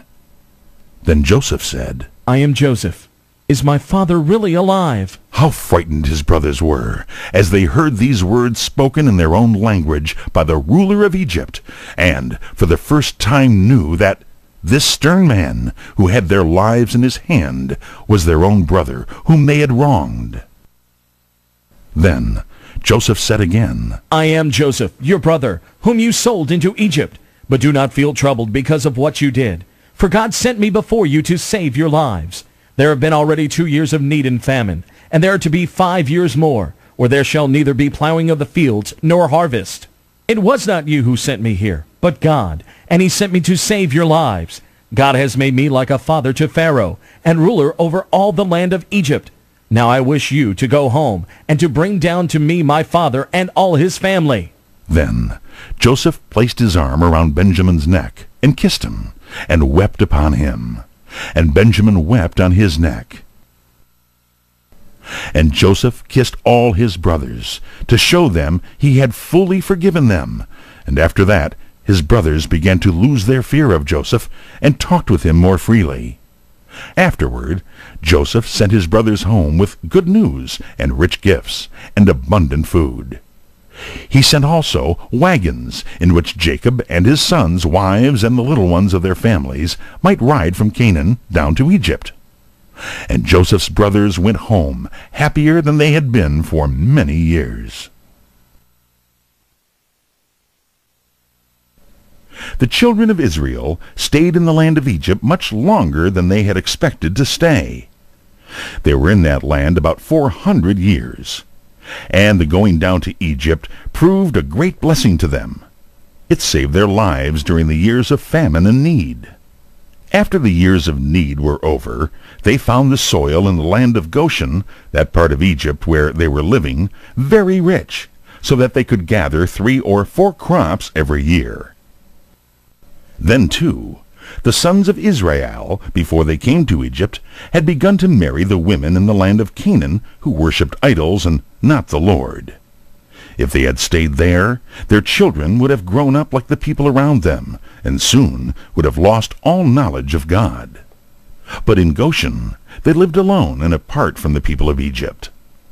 They worshipped the Lord God and were kept away from the idols of Egypt. And in that land, as the years went on, from being 70 people, they grew in number until they became a great multitude. Each of the 12 sons of Jacob was the father of a tribe, and Joseph was the father of 2 tribes, named after his 2 sons, Ephraim and Manasseh. As long as Joseph lived, and for some time after, the people of Israel were treated kindly by the Egyptians out of their love for Joseph, who had saved Egypt from suffering by famine. But after a long time, another king began to rule over Egypt, who cared nothing for Joseph or Joseph's people. He saw that the Israelites, as the children of Israel were called, were very many, and he feared that they would soon become greater in number and in power than the Egyptians. He said to his people, "Let us rule these Israelites more strictly. They are growing too strong." Then they set harsh rules over the Israelites and laid heavy burdens on them. They made the Israelites work hard for the Egyptians and built cities for them, and give to the Egyptians a large part of the crops from their fields. They set them at work in making brick and in building storehouses. They were so afraid that the Israelites would grow in number that they gave orders to kill all the little boys that were born to the Israelites, though their little girls might be allowed to live. But in the face of all this hate and wrong and cruelty, the people of Israel were growing in number and becoming greater and greater. At this time, when the wrongs of the Israelites were the greatest, and when their little children were being killed, one little boy was born. He was such a lovely child that his mother kept him hid, so that the enemies did not find him. When she could no longer hide him, she formed a plan to save his life, believing that God would help her and save her beautiful little boy. She made a little box like a boat, and covered it with something that would not let the water into it. Such a boat as this, covered over, was called an ark. She knew that at certain times the daughter of a king Pharaoh, all the kings of Egypt were called Pharaoh, for Pharaoh means a king, would come down to the river for a bath. She placed her baby boy in the ark and let it float down the river where the princess, Pharaoh's daughter, would see it. And she sent her own daughter, a little girl named Miriam, 12 years old, to watch close at hand. How anxious the mother and the sister were as they saw the little ark floating away from them on the river. Pharaoh's daughter, with her maids, came down to the river, and they saw the ark floating on the water among the reeds. She sent one of her maids to bring it to her, so that she might see what was in the curious box. They opened it, and there was a beautiful little boy, who began to cry to be taken up. The princess felt kind towards the little one, and loved it at once. She said, "This is one of the Hebrews' children." "You have heard how the children of Israel came to be called Hebrews. Pharaoh's daughter thought that it would be cruel to let such a lovely baby as this die out on the water. And just then a little girl came running up to her, as if by accident. And she looked at the baby also, and she said, "Shall I go and find some woman of the Hebrews to be a nurse to the child for you and take care of it?" "Yes," said the princess. "go and find a nurse for me." The little girl, who was Miriam, the baby's sister, ran as quickly as she could and brought the baby's own mother to the princess. Miriam showed in this act that she was a wise and thoughtful little girl. The princess said to the little baby's mother, "Take this child to your home and nurse it for me, and I will pay you wages for it." How glad the Hebrew mother was to take her child home. No one could harm her boy now, for he was protected by the princess of Egypt, the daughter of the king. When the child was large enough to leave his mother, Pharaoh's daughter took him into her own house in the palace.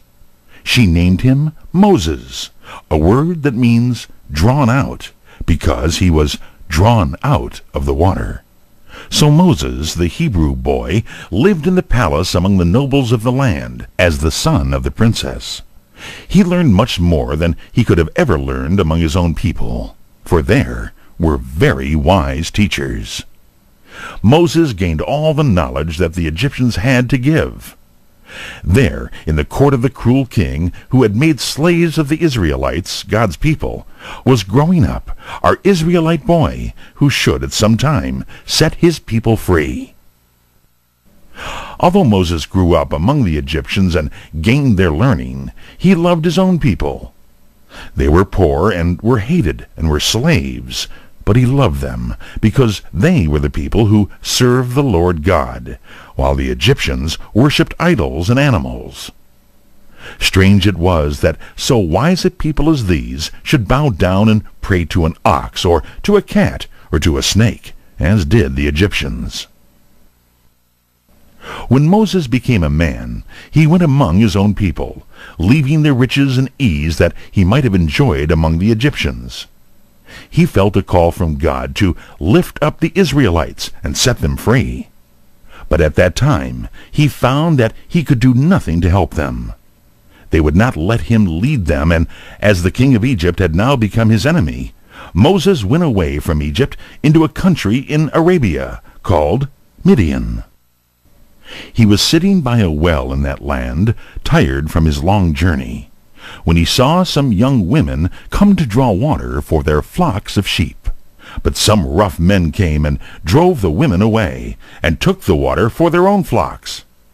Moses saw it, and helped the women, and drew the water for them. These young women were sisters, the daughters of a man named Jethro, who was a priest in the land of Midian. He asked Moses to live with him, and to help him in the care of his flocks. Moses stayed with Jethro, and married one of his daughters. So, from being a prince in the king's palace in Egypt, Moses became a shepherd in the wilderness of Midian. But Moses did not remain a shepherd. While he was tending his sheep, God appeared to him in a burning bush, and told him that he should return to Egypt and become the leader of his people. The Lord told him that the wicked Egyptians would be punished for the ill treatment they were giving the Israelites. In your Bible, you will find in the book of Exodus how God wonderfully fulfilled his promise. The Egyptians were punished by many plagues, and finally allowed the Israelites to go. They crossed the Red Sea in a wonderful way, and traveled for a long time through a wilderness, where God fed them day by day with manna from heaven. God also gave them rules as a guide for their daily living. These rules we call the 10 Commandments, yet they forgot the Lord so far as to make images and worship them. The Israelites stayed in their camp before Mount Sinai almost a year, while they were building the tabernacle and learning God's laws given through Moses. At last, the cloud over the tabernacle rose up, and the people knew that this was the sign for them to move. They took down the tabernacle and their own tents, and journeyed toward the land of Canaan for many days. At last, They came to a place just on the border between the desert and Canaan, called Kadesh or Kadesh Barnea. Here they stopped to rest, for there were many springs of water and some grass for their cattle. While they were waiting at Kadesh Barnea, and were expecting soon to march into the land which was to be their home, God told Moses to send onward some men who should walk through the land and look at it, and then come back and tell what they had found, what kind of land it was, and what fruits grew in it, and what people were living in it.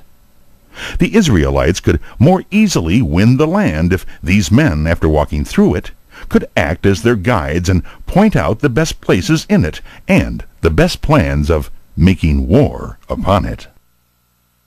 So Moses chose out some men of high rank among the people, one ruler from each tribe, 12 men in all.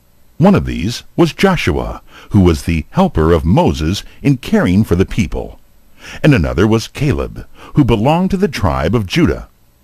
These 12 men went out and walked over the mountains of Canaan, and looked at the cities and saw the fields. In one place, just before they came back to the camp, they cut down a cluster of ripe grapes, which was so large that 2 men carried it between them, hanging from a staff. They named the place where they found this bunch of grapes Eshkol, a word which means a cluster. These 12 men were called spies, because they went to spy out the land. And after 40 days, they came back to the camp. And this is what they said. We walked all over the land, and found it a rich land. There is grass for all our flocks, and fields where we could raise grain, and trees bearing fruits, and streams running down the sides of the hills. But we found that the people who live there are very strong and are men of war. They have cities with walls that reach almost up to the sky, and some of the men are giants, so tall that we felt like we were grasshoppers beside them. One of the spies, who was Caleb, said, All that is true. Yet we need not be afraid to go up and take the land. It is a good land, well worth fighting for. God is on our side, and he will help us to overcome those people. But all the other spies, except Joshua, said, No, there is no use in trying to make war upon such strong people. We can never take those walled cities, and we dare not fight those tall giants. And the people who had journeyed all the way through the wilderness to find this very land were so frightened by the words of the 10 spies that now, on the very border of Canaan, they dared not enter it. They forgot that God had led them out of Egypt, that he had kept them in the dangers of the desert, that he had given them water out of the rock, and bread from the sky, and his law from the mountain. All that night, after the spies had brought back their report, the people were so frightened that they could not sleep. They cried out against Moses, and blamed him for bringing them out of the land of Egypt. They forgot all their troubles in Egypt, their toil, and their slavery, and resolved to go back to that land. They said, Let us choose a ruler in place of Moses, who has brought us into all these evils, and let us turn back to the land of Egypt. But Caleb and Joshua, 2 of the spies, said, Why should we fear? The land of Canaan is a good land. It is rich with milk and honey. If God is our friend and is with us, we can easily conquer the people who live there. Above all things, let us not rebel against the Lord, or disobey him, and make him our enemy. But the people were so angry with Caleb and Joshua that they were ready to stone them and kill them. Then, suddenly, the people saw a strange sight. The glory of the Lord, which stayed in the Holy of Holies, the inner room of the tabernacle, now flashed out and shone from the door of the tabernacle. And the Lord, out of his glory, spoke to Moses and said, How long will this people disobey me and despise me? They shall not go into the good land that I have promised them. Not one of them shall enter in, except Caleb and Joshua, who have been faithful to me. All the people who are 20 years old and over it shall die in the desert. But their little children shall grow up in the wilderness, and when they become men, they shall enter in and own the land that I promised to their fathers. You people are not worthy of the land that I have been keeping for you. Now, turn back into the desert and stay there until you die. After you are dead, Joshua shall lead your children into the land of Canaan. And because Caleb showed another spirit and was true to me and followed my will fully, Caleb shall live to go into the land and shall have his choice of a home there. Tomorrow, turn back into the desert by the way of the Red Sea. And God told Moses that for every day that the spies had spent in Canaan looking at the land, the people should spend a year in the wilderness, so that they should live in the desert 40 years instead of going at once into the promised land. When Moses told all God's words to the people, they felt worse than before. They changed their minds as suddenly as they had made up their minds. No, they all said. We will not go back to the wilderness. We will go straight into the land and see if we are able to take it, as Joshua and Caleb have said. You must not go into the land, said Moses. But the people would not obey. They marched up the mountain and tried to march at once into the land, but they were without leaders and without order, a mob of men, untrained and in confusion. And the people in that part of the land, the Canaanites and the Amorites, came down upon them and killed many of them and drove them away. Then, discouraged and beaten, they obeyed the Lord and Moses and went once more into the desert. And in the desert of Paran, on the south of the land of Canaan, the children of Israel stayed nearly 40 years, and all because they would not trust in the Lord. At last, the people of Israel came into the promised land, but they did evil in the sight of the Lord in worshipping Baal, and the Lord left them to suffer for their sins. Once, the Midianites, living near the desert on the east of Israel, came against the tribes. The two tribes that suffered the hardest fate were Ephraim and the part of Manasseh on the west of Jordan. For 7 years, the Midianites swept over their land every year, just at that time of harvest, and carried away all the crops of grain until the Israelites had no food for themselves, and none for their sheep and cattle. The Midianites brought also their own flocks and camels without number, which ate all the grass of the field.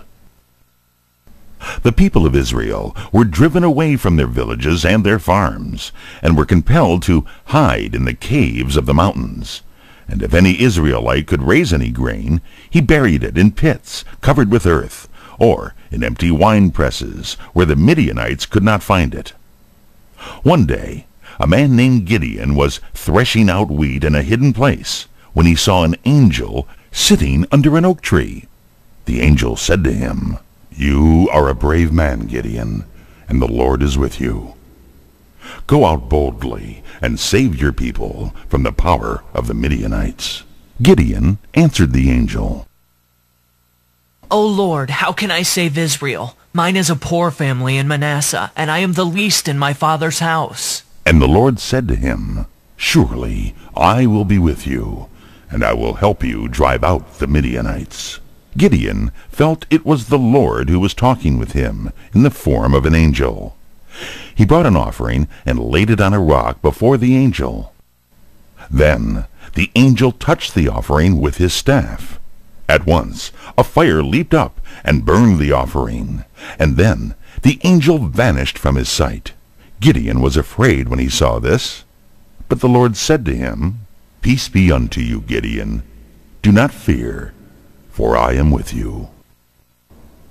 On the spot where the Lord appeared to Gideon, under an oak tree near the village of Ophrah in the tribe land of Manasseh, Gideon built an altar and called it by a name which means, "The Lord is Peace." And this altar was standing long afterward in that place. Then the Lord told Gideon that before setting his people free from the Midianites, he must first set them free from the service of Baal and Asherah, the two idols most worshipped among them. Near the house of Gideon's own father stood an altar to Baal and the image of Asherah. On that night, Gideon went out with 10 men and threw down the image of Baal and cut in pieces the wooden image of Asherah and destroyed the altar before these gods. And in its place he built an altar to the God of Israel, and on it laid the broken pieces of the idols for wood, and with them offered a young ox as a burnt offering. On the next morning, when the people of the village went out to worship their idols, they found them cut in pieces, the altar taken away, in its place an altar of the Lord, and on it the pieces of Asherah were burning as wood under a sacrifice to the Lord. The people looked at the broken and burning idols, and they said, "Who has done this?" Someone said, "Gideon, the son of Joash, did this last night." Then they came to Joash, Gideon's father, and said, "We are going to kill your son because he has destroyed the image of Baal, who is our God." And Joash, Gideon's father, said, "If Baal is a god, he can take care of himself and punish the man who has destroyed his image. Why should you help Baal? Let Baal help himself." And when they saw that Baal could not harm the man who had broken down his altar and his image, the people turned from Baal back to their own Lord God. Gideon sent messengers through all of Manasseh on the west of Jordan, and the tribes near on the north. And the men of the tribes gathered around him, with a few swords and spears, but very few, for the Israelites were not ready for war. They met beside a great spring on Mount Gilboa, called the Fountain of Herod.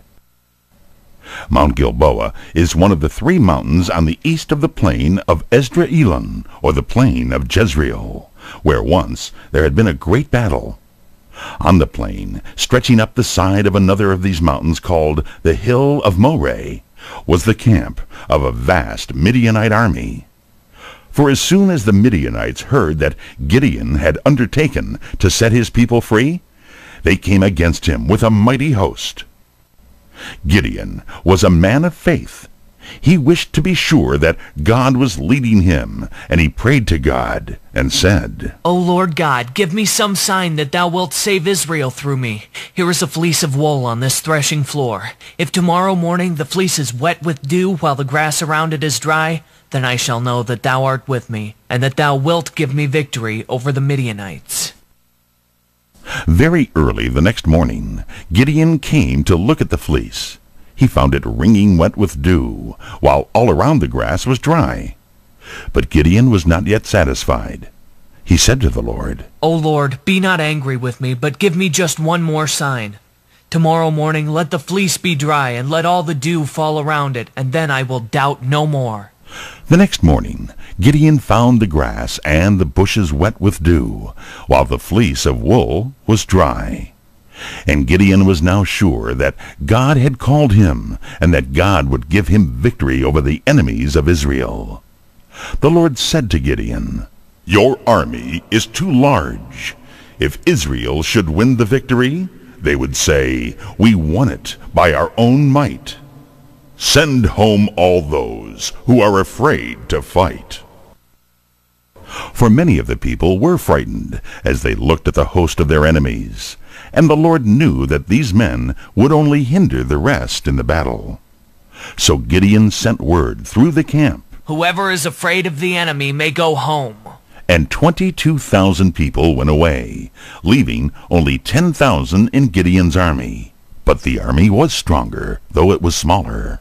For the cowards had gone, and only the brave men were left. But the Lord said to Gideon, "The people are yet too many. You need only a few of the bravest and best men to fight in this battle. Bring the men down the mountain, past the water, and I will show you there how to find the men whom you need." In the morning, Gideon, by God's command, called his 10,000 men out and made them march down the hill, just as though they were going to attack the enemy. And as they were beside the water, he noticed how they drank, and set them apart in 2 companies, according to their way of drinking. When they came to the water, most of the men threw aside their shields and spears, and knelt down and scooped up a draught of the water with both hands together like a cup. These men Gideon commanded to stand in one company. There were a few men who did not stop to take a large draught of water. Holding spear and shield in the right hand to be ready for the enemy if one should suddenly appear, they merely caught up a handful of the water in passing and marched on, lapping up the water from one hand. God said to Gideon, "Set by themselves these men who lapped up each a handful of water. These are the men whom I have chosen to set Israel free." Gideon counted these men and found that there were only 300 of them, while all the rest bowed down on their faces to drink. The difference between them was that the 300 were earnest men of one purpose, not turning aside from their aim even to drink as the others did. Then, too, they were watchful men, always ready to meet their enemies. So Gideon, at God's command, sent back to the camp on Mount Gilboa all the rest of his army, nearly 10,000 men, keeping with himself only his little band of 300. Gideon's plan did not need a large army, but it needed a few careful, bold men who should do exactly as their leader commanded them. He gave to each man a lamp, a pitcher, and a trumpet, and told the men just what was to be done with them. The lamp was lighted, but was placed inside the pitcher, so that it could not be seen. He divided his men into 3 companies, and very quietly led them down the mountain in the middle of the night, and arranged them all in order around the camp of the Midianites. Then, at one moment, a great shout rang out in the darkness. "The sword of the Lord and of Gideon!" And after it came a crash of breaking pitchers, and then a flash of light in every direction. The 300 men had given the shout and broken their pitchers, so that on every side lights were shining. The men blew their trumpets with a mighty noise, and the Midianites were roused from sleep to see enemies all around them, lights beaming and swords flashing, while everywhere the sharp sound of the trumpets was heard. They were filled with sudden terror and thought only of escape, not of fighting. But wherever they turned, their enemies seemed to be standing with swords drawn. They trampled each other down to death, fleeing from the Israelites. Their own land was in the east, across the river Jordan, and they fled in that direction, down one of the valleys between the mountains. Gideon had thought that the Midianites would turn toward their own land if they should be beaten in the battle, and he had already planned to cut off their flight. The 10,000 men in the camp he had placed on the sides of the valley leading to the Jordan. There they slew very many of the Midianites as they fled down the steep pass toward the river. And Gideon had also sent to the men of the tribe of Ephraim, who had thus far taken no part in the war, to hold the only place at the river where the men could wade through the water. Those of the Midianites who had escaped from Gideon's men on either side of the valley were now met by the Ephraimites at the river, and many more of them were slain. Among the slain were 2 of the princes of the Midianites, named Oreb and Zeb. A part of the Midianite army was able to get across the river and to continue its flight toward the desert. But Gideon and his brave 300 men followed closely after them, fought another battle with them, destroyed them utterly, and took their 2 kings, Zebah and Zalmunna, whom he killed. After this great victory, the Israelites were freed forever from the Midianites. They never again ventured to leave their home in the desert to make war on the tribes of Israel. After this, as long as Gideon lived, he ruled as judge in Israel. The people wished him to make himself a king. "Rule over us as king," they said, "and let your son be king after you, and his son king after him." But Gideon said, "No, you have a king already, for the Lord God is the king of Israel. No one but God shall be king over these tribes." Of all of the 15 men who ruled as judges of Israel, Gideon, the 5th judge, was the greatest in courage, in wisdom, and in faith in God. Now, we are to learn of 3 judges who ruled Israel in turn. Their names were Ibzan, Elon, and Abdon.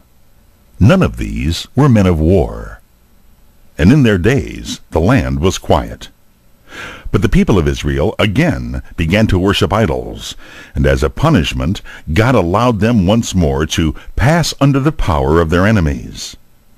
The 7th oppression which now fell upon Israel was by far the hardest, the longest, and the most widely spread of any, for it was over all the tribes.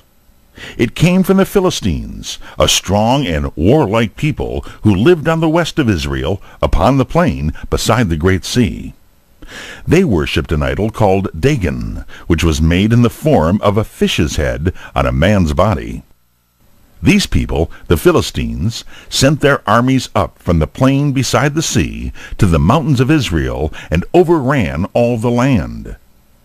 They took away from the Israelites all their swords and spears, so they could not fight. And they robbed their land of all the crops, so that the people suffered for want of food. And as before, the Israelites in their trouble cried out to the Lord, and the Lord heard their prayer.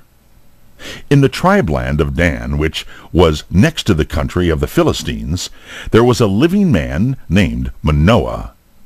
One day an angel came to his wife and said, "You shall have a son, and when he grows up, he will begin to save Israel from the hand of the Philistines.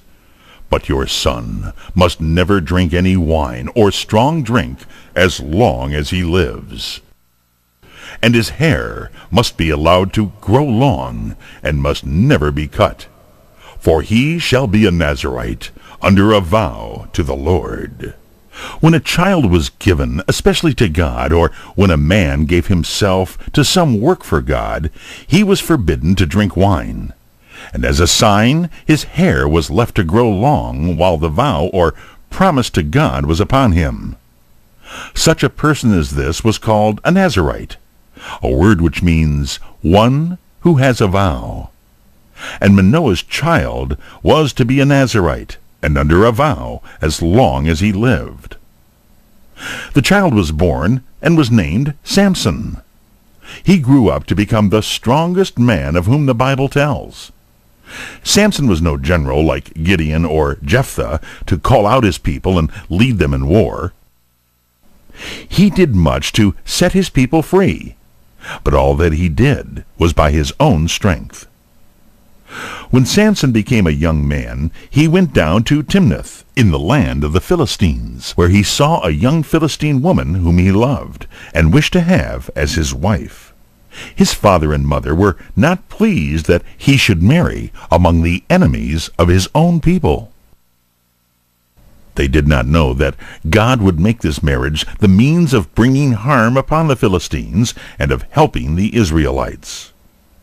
As Samson was going down to Timnath to see this young woman, a hungry lion came out of the mountain, roaring against him. Samson seized the lion and tore him in pieces as easily as another man would have killed a little kid of the goats, and then went on his way. He made his visit and came home, but said nothing to anyone about the lion. After a time, Samson went again to Timnath for his marriage with the Philistine woman. On his way, he stopped to look at the dead lion, and in its body he found a swarm of bees and the honey which they had made. He took some of the honey and ate it as he walked, but told no one of it. At the wedding feast, which lasted a whole week, there were many Philistine young men, and they amused each other with questions and riddles. "I will give you a riddle," said Samson. "If you answer it during the feast, I will give you 30 suits of clothing. And if you cannot answer it, then you must give me 30 suits of clothing." "Let us hear your riddle," they said, and this was Samson's riddle. "Out of the eater came forth meat, and out of the strong came forth sweetness. They could not find the answer, though they tried to find it all that day and the 2 days that followed.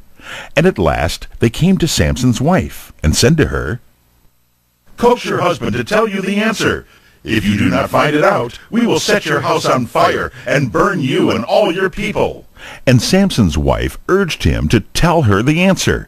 She cried and pleaded with him and said, If you really loved me, you would not keep this a secret from me. At last Samson yielded, and told his wife how he had killed the lion and afterward found the honey in its body. She told her people, and just before the end of the feast they came to Samson with the answer.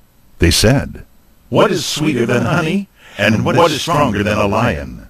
And Samson said to them, If you had not plowed with my heifer, you had not found out my riddle. By his heifer, which is a young cow, of course Samson meant his wife. Then Samson was required to give them 30 suits of clothing. He went out among the Philistines, killed the first 30 men whom he found, took off their clothes, and gave them to the guests at the feast. But all this made Samson very angry. He left his wife and went home to his father's house. Then the parents of his wife gave her to another man. But after a time Samson's anger passed away, and he went again to Timnath to see his wife. But her father said to him, Oh, you went away angry, and I supposed you cared nothing for her. I gave her to another man, and now she is his wife. But here is her younger sister. You can have her for your wife instead. But Samson would not take his wife's sister. He went out very angry, determined to do harm to the Philistines because they had cheated him. He caught all the wild foxes that he could find until he had 300 of them.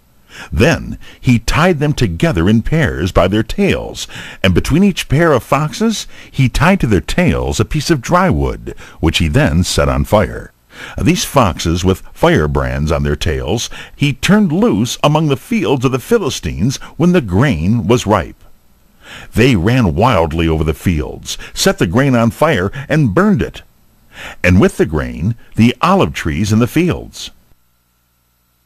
When the Philistines saw their harvest destroyed, they said, Who has done this? And the people said, Samson did this, because his wife was given by her father to another man. The Philistines looked on Samson's father-in-law as the cause of their loss, and they came and set his home on fire, and burned the man and his daughter whom Samson had married. Then Samson came down again, and alone fought a company of Philistines, and killed them all as a punishment for burning his wife. After this, Samson went to live in a hollow place in a split rock, called the Rock of Edom. The Philistines came up in a great army, and overran the fields in the tribe-land of Judah. Why do you come against us? Asked the men of Judah. What do you want from us? We have come, they said, to bind Samson and to deal with him as he has dealt with us. The men of Judah said to Samson, Do you not know that the Philistines are ruling over us? Why do you make them angry by killing their people? You see that we suffer through your pranks. Now we must bind you and give you to the Philistines, or they will ruin us all. And Samson said, I will let you bind me, if you will promise not to kill me yourselves, but only to give me safely into the hands of the Philistines. They made the promise, and Samson gave himself up to them, and allowed them to tie him up fast with new ropes. The Philistines shouted for joy as they saw their enemy brought to them, led in bonds by his own people. But as soon as Samson came among them, he burst the bonds as though they had been light strings, and picked up from the ground the jawbone of an ass, and struck right and left with it as with a sword. He killed almost 1,000 of the Philistines with this strange weapon. Afterward, he sang a song about it, thus: With the jawbone of an ass, heaps upon heaps, with the jawbone of an ass, have I slain 1,000 men. After this, Samson went down to the chief city of the Philistines, which was named Gaza. It was a large city, and like all large cities, was surrounded with a high wall. When the men of Gaza found Samson in their city, they shut the gates, thinking that they could now hold him as a prisoner. But in the night Samson rose up, went to the gates, pulled their posts out of the ground, and put the gates with their posts upon his shoulder. He carried off the gates of the city, and left them on the top of a hill, not far from the city of Hebron. After this, Samson saw another woman among the Philistines, and he loved her. The name of this woman was Delilah. The rulers of the Philistines came to Delilah and said to her, "Find out if you can what it is that makes Samson so strong, and tell us. If you help us get control of him so that we may have him in our power, we will give you a great sum of money." And Delilah coaxed and pleaded with Samson to tell her what it was that made him so strong. Samson said to her, "If they will tie me with 7 green twigs from a tree, then I shall not be strong any more." They brought her 7 green twigs like those of a willow tree, and she bound Samson with them while he was asleep. Then she called out to him, "Wake up, Samson! The Philistines are coming against you!" And Samson rose up and broke the twigs as easily as if they had been charred in the fire, and went away with ease. And Delilah tried again to find his secret. She said, "You are only making fun of me. Now tell me truly how you can be bound." And Samson said, "Let them bind me with new ropes that have never been used before, and then I cannot get away." While Samson was asleep again, Delilah bound him with new ropes. Then she called out as before, "Get up, Samson, for the Philistines are coming!" And when Samson rose up, the ropes broke as if they were thread. And Delilah again urged him to tell her. And he said, "You notice that my long hair is in 7 locks. Weave it together in the loom, just as if it were the threads in a piece of cloth." Then, while he was asleep, she wove his hair in the loom, and fastened it with a large pin to the weaving frame. But when he awoke, he rose up, and carried away the pin and the beam of the weaving frame, for he was as strong as before. And Delilah, who was anxious to serve her people, said, "Why do you tell me that you love me, as long as you deceive me and keep me from your secret?" And she pleaded with him day after day, until at last he yielded to her, and told her the real secret of his strength. He said, "I am a Nazirite, under a vow to the Lord, not to drink wine, and not to allow my hair to be cut. If I should let my hair be cut short, then the Lord would forsake me, and my strength would go from me, and I would be like other men." Then Delilah knew that she had found the truth at last. She sent for the rulers of the Philistines, saying, "Come up this once, and you shall have your enemy, for he has told me all that is in his heart." Then, while the Philistines were watching outside, Delilah let Samson go to sleep with his head upon her knees. While he was sound asleep, they took a razor and shaved off all his hair. Then she called out, as at other times, "Rise up, Samson, the Philistines are upon you." He awoke and rose up, expecting to find himself strong as before, for he did not at first know that his long hair had been cut off. But the vow to the Lord was broken, and the Lord had left him. He was now as weak as other men, and helpless in the hands of his enemies. The Philistines easily made him their prisoner, and that he might never do them more harm, they put out his eyes. Then they chained him with fetters, and set him to the prison at Gaza. And in the prison they made Samson turn a heavy millstone to grind grain, just as though he were a beast of burden. But while Samson was in prison, his hair grew long again, and with his hair his strength came back to him, for Samson renewed his vow to the Lord. One day a great feast was held by the Philistines in the temple of their fish god Dagon. For they said, "Our God has given us Samson, our enemy, into our hands. Let us be glad together, and praise Dagon." And the temple was thronged with people, and the roof over it was also crowded with more than 3,000 men and women. they sent for Samson to rejoice over him, and Samson was led into the court of the temple before all the people to amuse them. After a time, Samson said to the boy who was leading him, "Take me up to the front of the temple, so that I may stand by one of the pillars and lean against it." And while Samson stood between the two pillars, he prayed, "O Lord God, remember me, I pray thee, and give me strength. Only this once, O God, and help me, that I may obtain vengeance upon the Philistines for my 2 eyes." Then he placed one arm around the pillar on one side, and the other arm around the pillar on the other side. And he said, "Let me die with the Philistines." And he bowed forward with all his might, and pulled the pillars over with him, bringing down the roof and all upon it, upon those that were under it.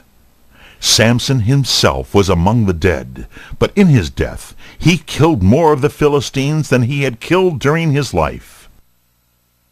Then, in the terror which came upon the Philistines, the men of Samson's tribe came down and found his dead body, and buried it in their own land. After that, it was years before the Philistines tried again to rule over the Israelites. Samson did much to set his people free, but he might have done much more if he had led his people instead of trusting alone to his own strength, and if he had lived more earnestly and not done his deeds as though he was playing pranks. There were deep faults in Samson, but at the end he sought God's help and found it, and God used Samson to set his people free. In the time of the judges in Israel, a man named Elimelech was living in the town of Bethlehem in the tribe of Judah, about 6 miles south of Jerusalem. His wife's name was Naomi, and his 2 sons were Mahlon and Chilion. For some years the crops were poor, and food was scarce in Judah. And Elimelech and his family went to live in the land of Moab, which was on the east of the Dead Sea, as Judah was on the west. There they stayed 10 years, and in that time Elimelech died. His 2 sons married women of the country of Moab, one named Orpah, the other named Ruth. But the 2 young men also died in the land of Moab, so that Naomi and her 2 daughters-in-law were all left widows. Naomi heard that God had again given good harvests and bread to the land of Judah, and she rose up to go from Moab back to her own land and her own town of Bethlehem. The 2 daughters-in-law loved her, and both would have gone with her, though the land of Judah was a strange land to them, for they were of the Moabite people. Naomi said to them, "Go back, my daughters, to your own mother's homes. May the Lord deal kindly with you, as you have been kind to your husbands and to me. May the Lord grant that each of you may yet find another husband and a happy home." Then Naomi kissed them in farewell, and the 3 women all wept together. The 2 young widows said to her, You have been a good mother to us, and we will go with you and live among your people. "No, no," said Naomi. "You are young, and I am old. Go back and be happy among your own people." Then Orpah kissed Naomi and went back to her people, but Ruth would not leave her. She said, "Do not ask me to leave you, for I never will. Where you go, I will go. Where you live, I will live. Your people shall be my people, and your God shall be my God. Where you die, I will die and be buried. Nothing but death itself shall part you and me."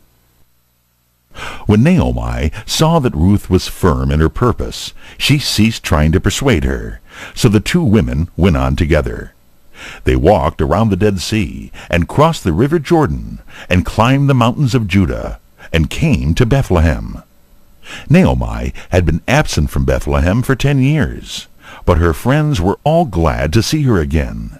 They said, "Is this Naomi, whom we knew years ago?"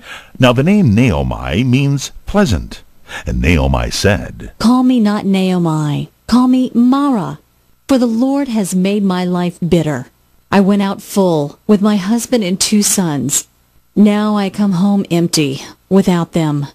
Do not call me pleasant. Call me bitter. The name Mara, which Naomi wished to be called, means bitter.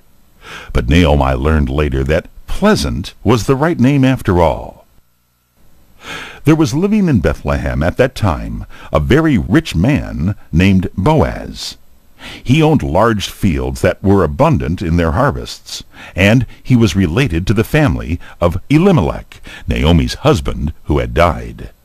It was the custom in Israel when they reaped the grain, not to gather all the stalks, but to leave some for the poor people who followed after the reapers with their sickles and gathered what was left.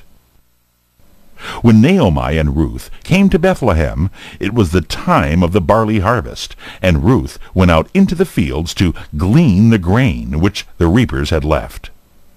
It so happened that she was gleaning in the field that belonged to Boaz, this rich man.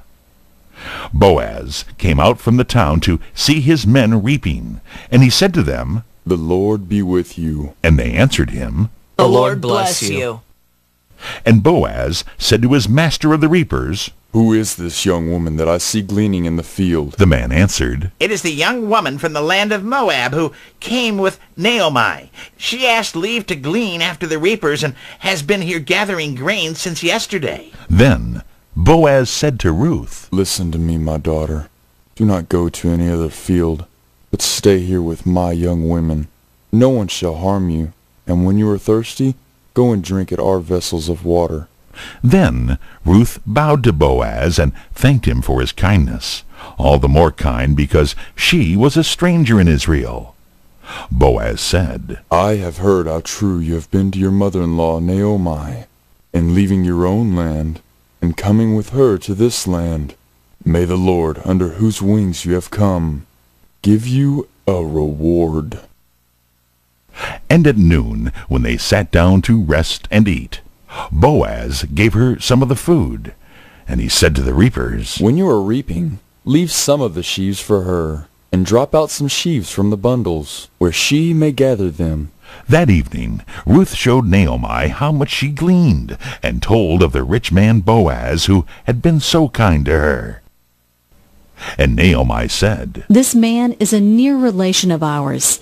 Stay in his fields as long as the harvest lasts." And so Ruth gleaned in the fields of Boaz until the harvest had been gathered. At the end of the harvest, Boaz held a feast on the threshing floor. And after the feast, by the advice of Naomi, Ruth went to him and said to him, "You are a near relation of my husband, and of his father, Elimelech. Now will you not do good to us for his sake?" And when Boaz saw Ruth, he loved her, and soon after this he took her as his wife. And Naomi and Ruth went to live in his home, so that Naomi's life was no more bitter, but pleasant. And Boaz and Ruth had a son, whom they named Obed. And later Obed had a son named Jesse. And Jesse was the father of David, the shepherd boy who became king. So Ruth, the young woman of Moab, who chose the people and the God of Israel, became the mother of kings.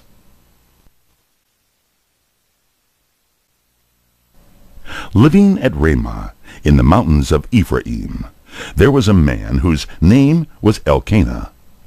He had 2 wives, as did many men in that time. One of these wives had children, but the other wife, whose name was Hannah, had no child. Every year Elkanah and his family went up to worship at the house of the Lord in Shiloh, which was about 15 miles from his home. And at one of these visits Hannah prayed to the Lord, saying, "O Lord, if thou wilt look upon me and give me a son, he shall be given to the Lord as long as he lives." The Lord heard Hannah's prayer and gave her a little boy.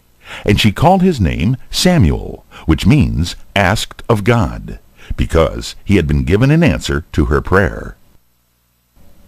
Samuel grew up to be a good man and a wise judge, and he made his sons judges in Israel to help him in the care of the people. But Samuel's sons did not walk in his ways. They did not try always to do justly. The elders of all the tribes of Israel came to Samuel at his home in Ramah, and they said to him, "You are growing old, and your sons do not rule as well as you ruled. All the lands around us have kings. Let us have a king also, and do you choose the king for us." This was not pleasing to Samuel. He tried to make the people change their minds and showed them what trouble a king would bring them. But they would not follow his advice. They said, "No, we will have a king to reign over us." So Samuel chose as their king a tall young man named Saul, who was a farmer's son of the tribe of Benjamin. When Saul was brought before the people, he stood head and shoulders above them all. And Samuel said, "Look at the man who the Lord has chosen. There is not another like him among all the people." And all the people shouted, "God save the king! Long live the king!" Then Samuel told the people what should be the laws for the king and for the people to obey. He wrote them down in a book, and placed the book before the Lord. Then Samuel sent the people home, and Saul went back to his own house at a place called Gibeah. And with Saul went a company of men to whose hearts God had given a love for the king. So, after 300 years under the 15 judges, Israel now had a king. But among the people there were some who were not pleased with the new king because he was an unknown man from the farm. They said, "Can such a man as this save us?" They showed no respect to the king, and in their hearts looked down upon him. But Saul said nothing, and showed his wisdom by appearing not to notice them. But in another thing he was not so wise. He forgot to heed the old prophet's advice and instructions about ruling wisely and doing as the Lord said. It was not long before Samuel told him that he had disobeyed God and would lose his kingdom. When Samuel told Saul that the Lord would take away the kingdom from him, he did not mean that Saul should lose the kingdom at once.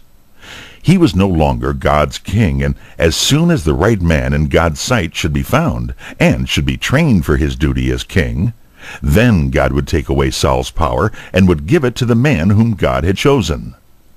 But it was years before this came to pass. The Lord said to Samuel, "Do not weep and mourn any longer over Saul, for I have refused him as king. Fill the horn with oil, and go to Bethlehem in Judah.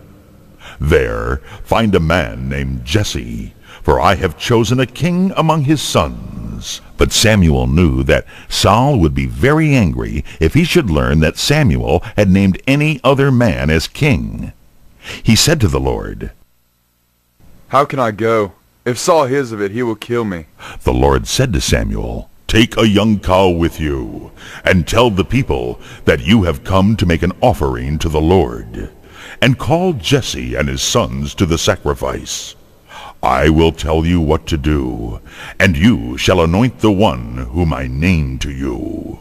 Samuel went over the mountains southward from Ramah to Bethlehem, about 10 miles, leading a cow. The rulers of the town were alarmed at his coming, for they feared that he had come to judge the people for some evil doing. But Samuel said, "I have come in peace to make an offering and to hold a feast to the Lord. Prepare yourselves and come to the sacrifice." And he invited Jesse and his sons to the service. When they came, he looked at the sons of Jesse very closely.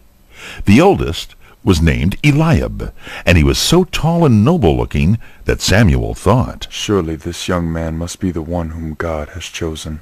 But the Lord said to Samuel, "Do not look on his face, nor on the height of his body, for I have not chosen him. Man judges by the outward looks, but God looks at the heart."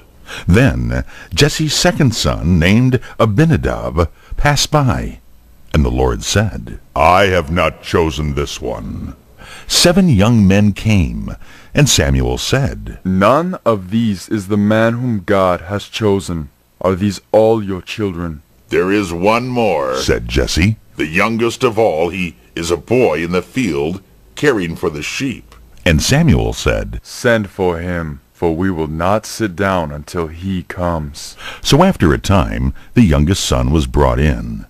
His name was David, a word that means darling, and he was a beautiful boy, perhaps 15 years old, with fresh cheeks and bright eyes. As soon as the young David came, the Lord said to Samuel, Arise, anoint him, for this is the one whom I have chosen. Then Samuel poured oil on David's head in the presence of all his brothers.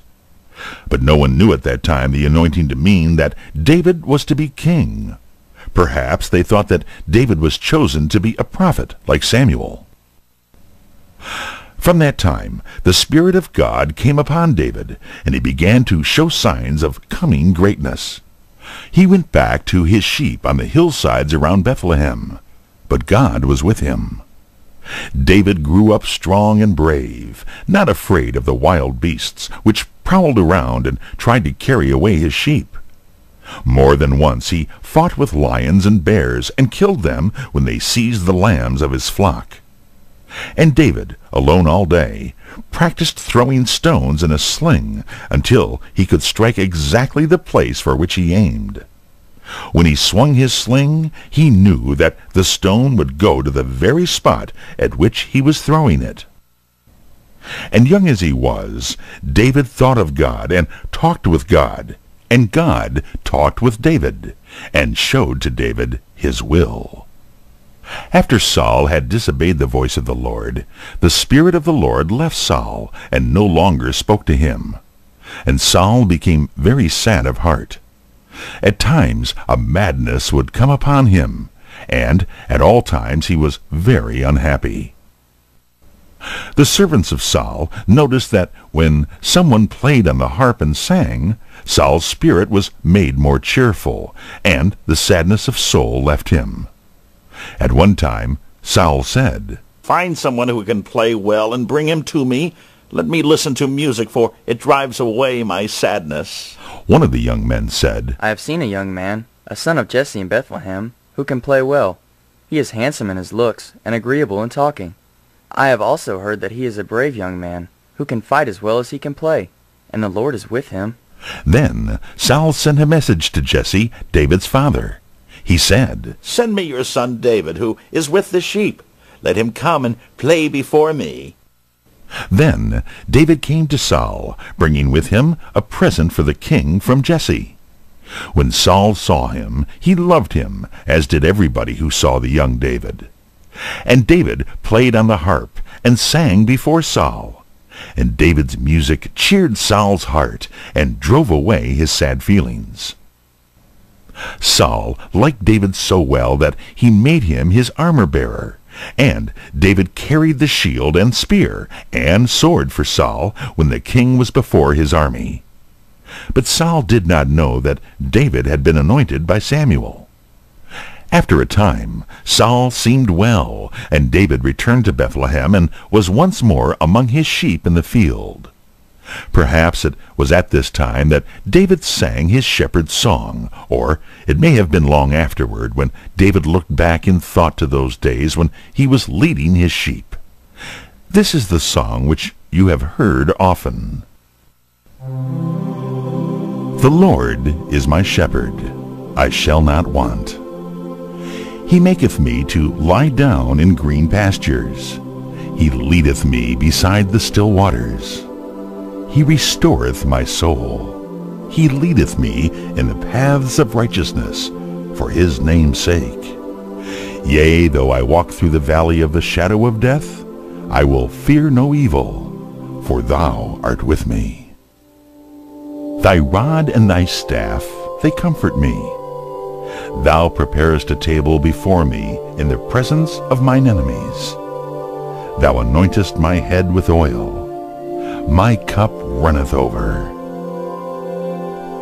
Surely goodness and mercy shall follow me all the days of my life, and I will dwell in the house of the Lord forever.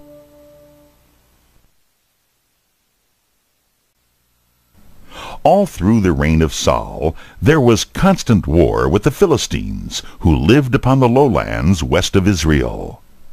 At one time, when David was still with his sheep, a few years after he had been anointed by Samuel, the camps of the Philistines and the Israelites were set against each other on opposite sides of the valley of Elah. In the army of Israel were the 3 oldest brothers of David. Every day, a giant came out of the camp of the Philistines and dared someone to come from the Israelites' camp and fight with him. The giant's name was Goliath. He was 9 feet high, and he wore armor from head to foot, and carried a spear twice as long and as heavy as any other man could hold. And his shield-bearer walked before him. He came every day, and called out across the little valley, I am a Philistine, and you are servants of Saul. Now choose one of your men, and let him come out and fight with me. If I kill him, then you shall submit to us. And if he kills me, then we will give up to you. Come now, send out your man. But no man in the army, not even King Saul, dared to go out and fight with the giant. 40 days the camp stood against each other, and the Philistine giant continued his call. One day, old Jesse, the father of David, sent David from Bethlehem to visit his 3 brothers in the army. David came and spoke to his brothers, and while he was talking with them, Goliath the giant came out as before in front of the camp, calling for someone to fight with him. They said to one another, If any man will go out and kill this Philistine, the king will give him a great reward and a high rank. And the king's daughter shall be his wife. And David said, Who is this man that speaks in this proud manner against the armies of the living God? Why does not someone go out and kill him? David's brother Eliab said to him, What are you doing here, leaving your sheep in the field? I know that you have come down just to see the battle. But David did not care for his brother's words. He thought he saw a way to kill this boasting giant. And he said, If no one else will go, I will go out and fight with this enemy of the Lord's people. They brought David before King Saul. Some years had passed since Saul had met David, and he had grown from a boy to a man, so that Saul did not know him as the shepherd who had played on the harp before him in other days.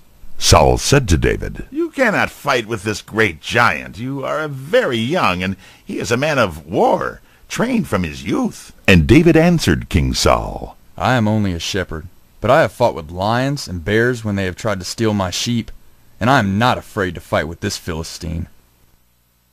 Then Saul put his own armor on David, a helmet on his head, and a coat of mail on his body, and a sword at his waist. But Saul was almost a giant, and his armor was far too large for David. David said, I am not used to fighting with such weapons as these. Let me fight in my own way. So David took off Saul's armor. While everybody in the army had been looking on the giant with fear, David had been thinking out the best way for fighting him, and God had given to David a plan. It was to throw the giant off his guard by appearing weak and helpless, and while so far away that the giant could not reach him with sword or spear, to strike him down with a weapon which the giant would not expect and would not be prepared for. David took his shepherd's staff in his hand as though that were to be his weapon. But out of sight, in a bag under his mantle, he had 5 smooth stones, carefully chosen, and a sling, the weapon that he knew how to use. Then he came out to meet the Philistine. The giant looked down on the youth, and despised him, and laughed. Am I a dog, he said, that this boy comes to me with a staff? I will give his body to the birds of the air and the beasts of the field. And the Philistine cursed David by the gods of his people. And David answered him, You come against me with a sword and a spear and a dart, but I come to you in the name of the Lord of hosts, the God of the armies of Israel. This day will the Lord give you into my hand. I will strike you down, and take off your head. And the host of the Philistines shall be dead bodies, to be eaten by the birds and the beasts, so that all may know that there is a God in Israel, and that he can save in other ways, besides with sword and spear. And David ran toward the Philistine, as if to fight him with his shepherd's staff. But when he's just near enough for a good aim, he took out his sling and hurled a stone aimed at the giant's forehead. David's aim was good. The stone struck the Philistine in the forehead. It stunned him, and he fell to the ground. While the two armies stood, wondering and scarcely knowing what had caused the giant to fall so suddenly, David ran forward, drew out the giant's own sword, and cut off his head. Then the Philistines knew that their great warrior, in whom they had trusted, was dead. They turned to flee their own land, and the Israelites followed after them, and killed them by the 100s and thousands, even to the gates of their own city of Gath. So, in that day, David won a great victory, and stood before all the land as the one who had saved his people from their enemies.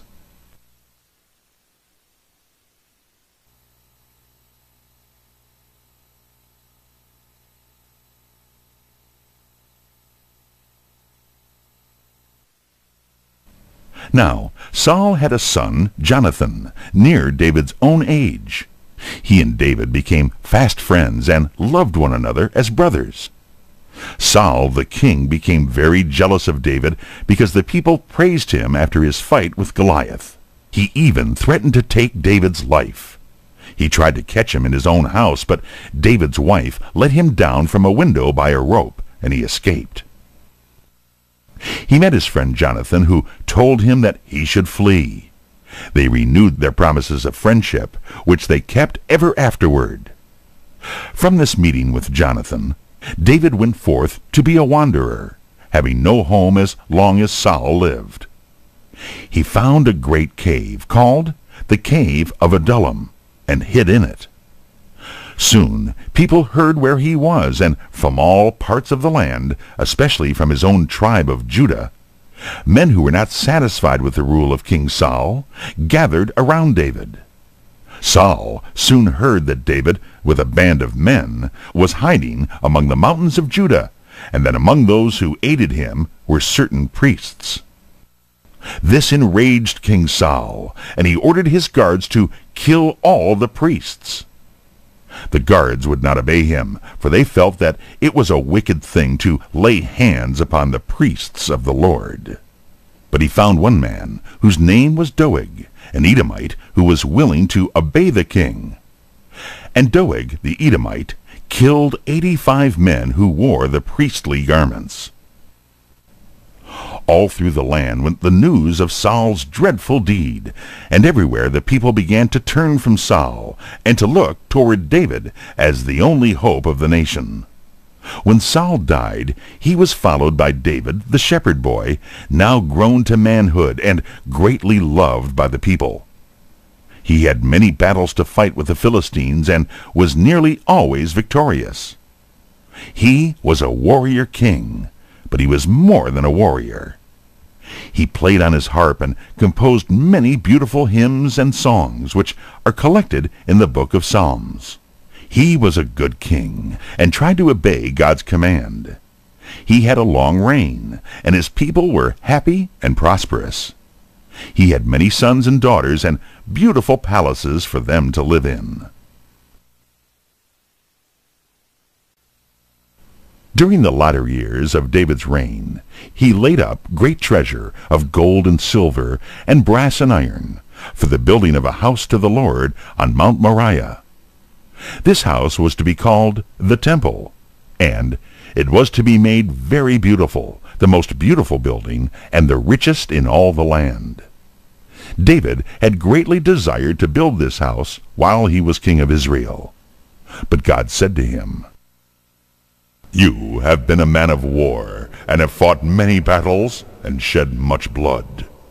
My house shall be built by a man of peace.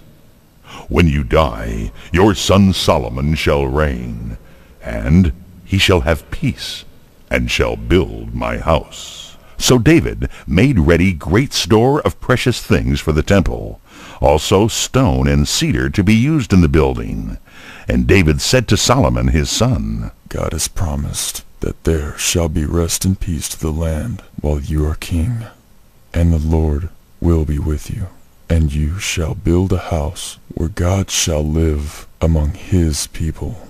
But David had other sons who were older than Solomon, and one of these sons, whose name was Adonijah, formed a plan to make himself king. David was now very old, and he was no longer able to go out of his palace and to be seen among the people. Adonijah gathered his friends, and among them were Joab, the general of the army, and Abiathar, one of the 2 high priests. They met at a place outside the wall, and had a great feast, and were about to crown Adonijah as king, when word came to David in the palace. David, though old and feeble, was still wise. He said, Let us make Solomon king at once, and thus put an end to the plans of these men. So, at David's command, they brought out the mule on which no one but the king was allowed to ride, and they placed Solomon upon it. And, with the king's guards and the nobles and the great men, they brought the young Solomon down to the valley of Gihon, south of the city. And Zadok the priest took from the tabernacle the horn filled with holy oil that was used for anointing or pouring oil on the head of the priests when they were set apart for their work. He poured oil from this horn on the head of Solomon, and then the priests blew the trumpets, and all the people cried aloud, God save King Solomon! All this time Adonijah and Joab and their friends were not far away, almost in the same valley, feasting and making merry, intending to make Adonijah king. They heard the sound of the trumpets and the shouting of the people. Joab said, What is the cause of all this noise and uproar? A moment later, Jonathan, the son of Abiathar, came running in.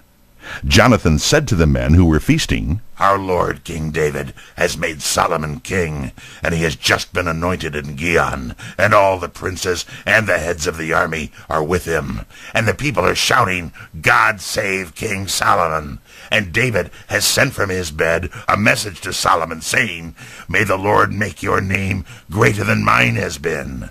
Blessed be the Lord, who has given me a son to sit this day on my throne. When Adonijah and his friends heard this, they were filled with fear. Every man went at once to his house, except Adonijah. He hastened to the altar of the Lord and knelt before it, and took hold of the horns that were on its corners in front. This was a holy place, and he hoped that there Solomon might have mercy on him. And Solomon said, If Adonijah will do right and be faithful to me as king of Israel, no harm shall come to him. But if he does wrong, he shall die. Then Adonijah came and bowed down before King Solomon, and promised to obey him. And Solomon said, Go to your own house. Not long after this, David sent for Solomon, and from his bed he gave his last advice to Solomon. And soon after that, David died an old man, having reigned in all 40 years. 7 years over the tribe of Judah at Hebron, and 33 years over all Israel in Jerusalem. He was buried in great honor on Mount Zion, and his tomb remained standing for many years. The great work of Solomon's reign was the building of the house of God. It was generally called the Temple. It was built on Mount Moriah, one of the hills of Jerusalem. King David had prepared for it by gathering great stores of silver, stone, and cedar wood. The walls were made of stone, and the roof of cedar.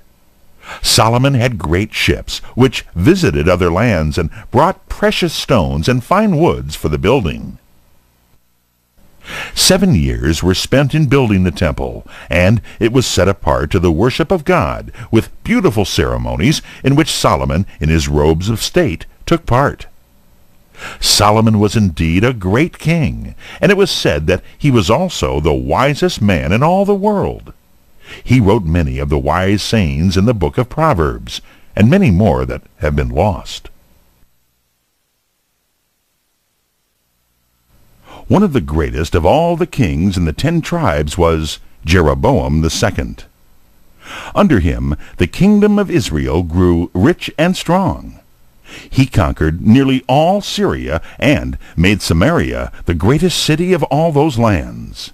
But though Syria went down, another nation was now rising to power, Assyria, on the eastern side of the river Tigris. Its capital was Nineveh, a great city, so vast that it would take 3 days for a man to walk around its walls.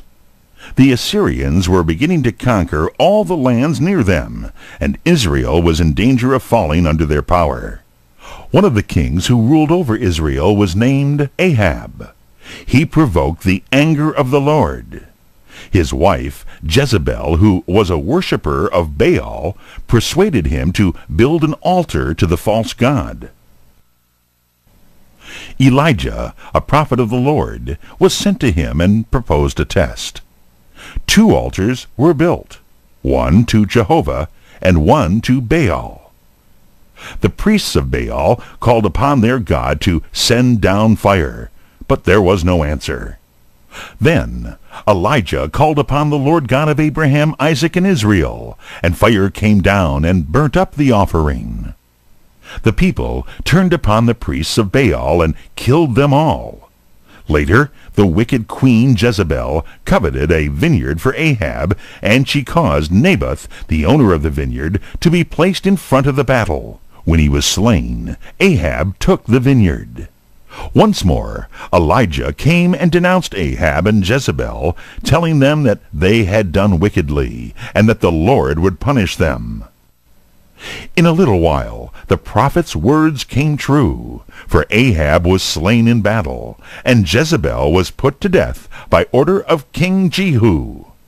Elijah was taken up to heaven in a chariot of fire. There was another prophet, a companion of Elijah, whose name was Elijah, a brave and courageous man who did not fail to deliver God's message. It happened that when Elijah was an old man, there came to him King Joash, who had been made king when he was only 7 years old. Joash was now a young man and was trying to do right in the sight of the Lord. But he felt the need of the prophet's aid, and he came to Elisha and said, my father, you are more to Israel than its chariots and horsemen." Elijah, though weak in body, was yet strong in soul. He told Joash to bring him a bow and arrows, and to open the window to the east, looking toward the land of Syria. Then Elijah caused the king to draw the bow, and he placed his hands on the king's hands. And as the king shot an arrow, Elijah said, "This is the arrow of victory over Syria. For you shall smite the Syrians in Aphek, and shall destroy them." It happened as Elijah had foretold, and the Syrians were defeated, and their cities taken.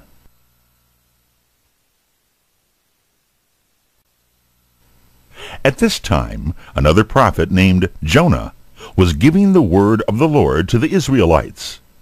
To Jonah the Lord spoke, saying, "Go to Nineveh, that great city, and preach to it, for its wickedness rises up before me." But Jonah did not wish to preach to the people of Nineveh, for they were the enemies of his land, the land of Israel. He wished Nineveh to die in its sins, and not to turn to God and live. So Jonah tried to go away from the city where God had sent him. He went down to Joppa, and took a ship for Tarshish. But the Lord saw Jonah on the ship, and the Lord sent a great storm upon the sea, so that the ship seemed as though it would go to pieces.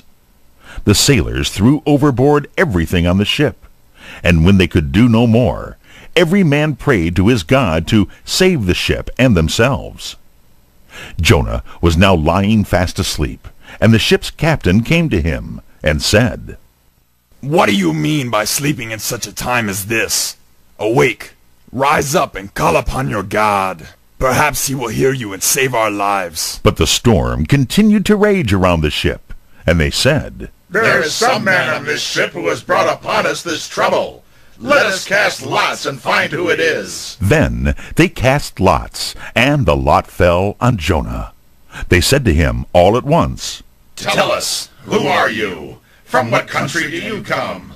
What is your business? To what people do you belong? Why have you brought all this trouble upon us? Then Jonah told them the whole story, how he came from the land of Israel, and that he had fled away from the presence of the Lord. And they said to him, What shall we do to you, that the storm may cease? Then said Jonah, Take me up and throw me into the sea. Then the storm will cease, and the waters will be calm. For I know that for my sake this great tempest is upon you. But the men were not willing to throw Jonah into the sea. They rowed hard to bring the ship to the land, but they could not. Then they cried unto the Lord, and said, We pray thee, O Lord, we pray thee, let us not die for this man's life, for thou, O Lord, hast done as it pleased thee. At last, when they could do nothing else to save themselves, they threw Jonah into the sea. At once the storm ceased, and the waves became still. Then the men on the ship feared the Lord greatly. They offered a sacrifice to the Lord, and made promises to serve him. And the Lord caused a great fish to swallow up Jonah. And Jonah was alive within the fish for 3 days and 3 nights. In the fish Jonah cried to the Lord, and the Lord caused the great fish to throw up Jonah upon the dry land. Notice all through this story that, although Jonah was God's servant, he was always thinking about himself. God protected Jonah and saved him, not because he was such a good man, but because he wanted to teach him a great lesson. By this time, Jonah had learned that some men who worshipped idols were kind in their hearts and were dear to the Lord. This was the lesson that God meant Jonah to learn. And now the call of the Lord came to Jonah a second time. Arise, go to Nineveh, that great city, and preach to it what I command you. So Jonah went to the city of Nineveh, and as he entered into it, he called out to the people, Within 40 days shall Nineveh be destroyed. And he walked through the city all day, crying out only this, Within 40 days shall Nineveh be destroyed. And the people of Nineveh believed the word of the Lord as spoken by Jonah. They turned away from their sins and fasted and sought the Lord, from the greatest of them even to the least. The king of Nineveh arose from his throne and laid aside his royal robes, and covered himself with sackcloth, and sat in ashes, as a sign of his sorrow. And the king sent out a command to his people that they should fast, and seek the Lord, and turn from sin. And God saw that the people of Nineveh were sorry for their wickedness, and forgave them, and did not destroy their city. But this made Jonah very angry. He did not wish to have Nineveh spared, because it was the enemy of his own land. And also he feared that men would call him a false prophet when his word did not come to pass. And Jonah said to the Lord, O Lord, I was sure that it would be thus, that thou wouldest spare the city, and for that reason I tried to flee away. For I know that thou wast a gracious God, full of pity, slow to anger, and rich in mercy. Now, O Lord, take away my life, for it is better for me to die than to live. And Jonah went out of the city, and built a little hut on the east side of it, and sat under its roof, to see whether God would keep the word that he had spoken. Then the Lord caused a plant with thick leaves to grow up, and to shade Jonah from the sun. And Jonah was glad, and sat under its shadow. But a worm destroyed the plant, and the next day a hot wind blew, and Jonah suffered from the heat. And again Jonah wished that he might die. And the Lord said to Jonah, You were sorry to see that plant die, though you did not make it grow, and though it came up in a night, and died in a night. And should not I have pity on Nineveh, that great city, where are more than 100,000 little children, and also many cattle, all helpless, and knowing nothing? And Jonah learned that men and women and little children are all precious in the sight of the Lord, even though they know not God.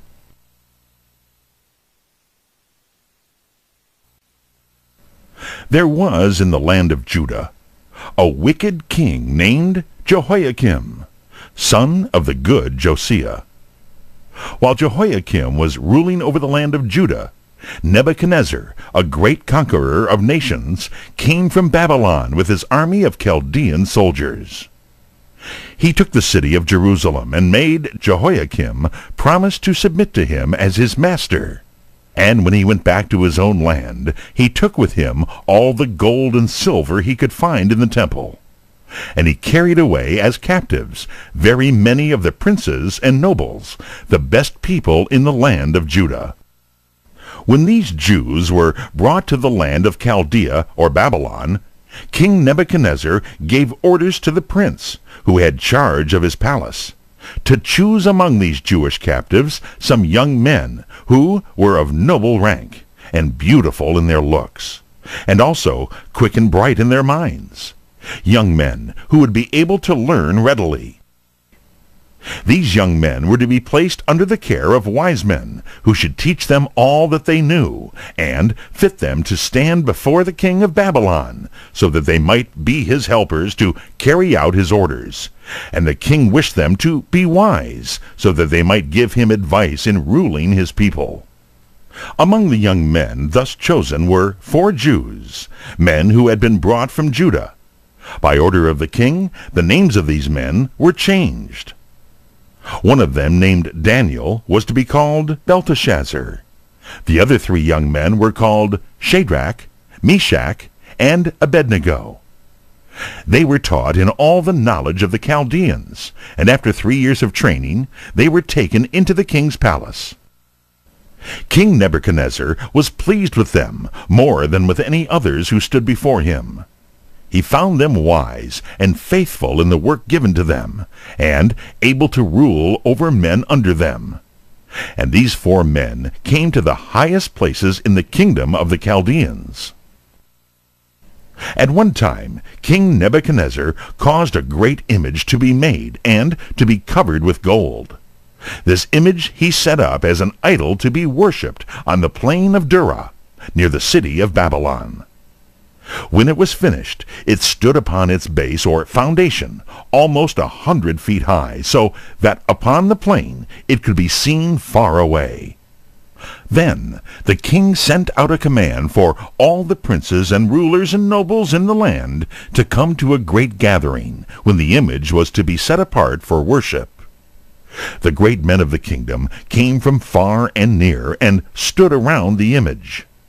Among them, by command of the king, were Daniel's 3 friends, the young Jews, Shadrach, Meshach, and Abednego. For some reason, Daniel himself was not there. He may have been busy with the work of the kingdom in some other place.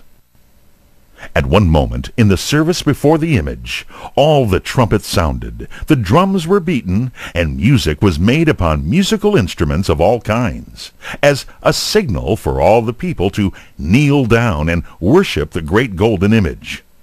But while the people were kneeling, there were 3 men who stood up and would not bow down. These were the 3 young Jews, Shadrach, Meshach, and Abednego. They knelt down before the Lord God only.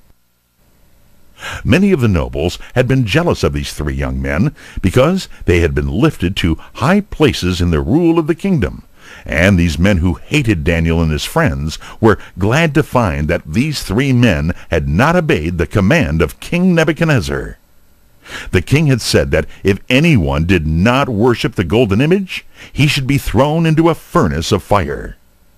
These men who hated the Jews came to the king and said, O king, may you live forever! You gave orders that when the music sounded, everyone should bow down and worship the golden image, and that if any man did not worship, he should be thrown into a furnace of fire. There are some Jews whom you have made rulers in the land who have not done as you commanded. Their names are Shadrach, Meshach, and Abednego. They do not serve your gods, nor worship the golden image that you have set up. Then Nebuchadnezzar was filled with rage and fury at knowing that anyone should dare to disobey his words. He sent for these 3 men and said to them, O Shadrach, Meshach, and Abednego, was it by purpose that you did not fall down and worship the image of gold? The music shall sound once more, and if you then will worship the image, it will be well. But if you will not, then you shall be thrown into the furnace of fire to die. These 3 young men were not afraid of the king. They said, O King Nebuchadnezzar, we are ready to answer you at once. The God whom we serve is able to save us from the fiery furnace, and we know that he will save us. But if it is God's will that we should die, even then you may understand, O King, that we will not serve your gods nor worship the golden image. This answer made the king more furious than before. He said to his servants, Make a fire in the furnace hotter than ever it has been before, as hot as fire can be made, and throw these 3 men into it. Then the soldiers of the king's army seized the 3 young Jews as they stood in their loose robes with their turbans on their heads. They tied them with ropes and dragged them to the mouth of the furnace and threw them into the fire. The flames rushed from the open door with such fury that they burned even to death the soldiers who were holding these men. And the men themselves fell down, bound into the middle of the fiery furnace. But an angel befriended them, and they were unhurt. King Nebuchadnezzar stood in front of the furnace and looked into the open door. As he looked, he was filled with wonder at what he saw. And he said to the nobles around him, Did we not throw 3 men bound into the fire? How is it then that I see 4 men loose walking in the furnace, and the 4th man looks as though he were a son of the gods? And the nobles who stood by could scarcely speak, so great was their surprise. It is true, O king, At last they said to Nebuchadnezzar, that we cast these men into the flames, expecting them to be burned up, and we cannot understand how it happens that they have not been destroyed. The king came near to the door of the furnace as the fire became lower, and he called out to the 3 men within it, Shadrach, Meshach, and Abednego, ye who serve the Most High God, come out of the fire and come to me. They came out and stood before the king in the sight of all the princes and nobles and rulers, and every one could see that they were alive. Their garments had not been scorched, nor their hair singed, nor was there even the smell of fire upon them. Then King Nebuchadnezzar said before all his rulers, Blessed be the God of Shadrach, Meshach, and Abednego, who has sent his angel and has saved the lives of these men who trusted in him. I make a law that no man in all my kingdom shall say a word against their God, for there is no other God who can save in this manner those who worship him. And if any man speaks a word against their God, the Most High God, that man shall be cut in pieces, and his house shall be torn down. After King Nebuchadnezzar died, his kingdom became weak, and the city of Babylon was taken by the Medes and Persians under Cyrus, a great warrior. The lands which had been the Babylonian or Chaldean Empire now became the Empire of Persia, and over these Darius was the king. King Darius gave to Daniel, who was now a very old man, a high place in honor and in power. Among all the rulers over the land, Daniel stood first, for the king saw that he was wise and able to rule. This made the other princes and rulers very jealous, and they tried to find something evil in Daniel so that they could speak to the king against him. These men saw that 3 times every day Daniel went to his room and opened the window that was toward the city of Jerusalem, and looking toward Jerusalem made his prayer to God. Jerusalem was at that time in ruins, and the temple was no longer standing. But Daniel prayed 3 times each day with his face toward the place where the house of God had once stood, although it was many hundreds of miles away. These nobles thought that in Daniel's prayers they could find a chance to do him harm, and perhaps cause him to be put to death. They came to King Darius and said to him, All the rulers have agreed together to have a law made that for 30 days no one shall ask anything of any god or of any man, except from you, O king, and that if anyone shall pray to any god or shall ask anything from any man during the 30 days, except from you, O king, he shall be thrown into the den where the lions are kept.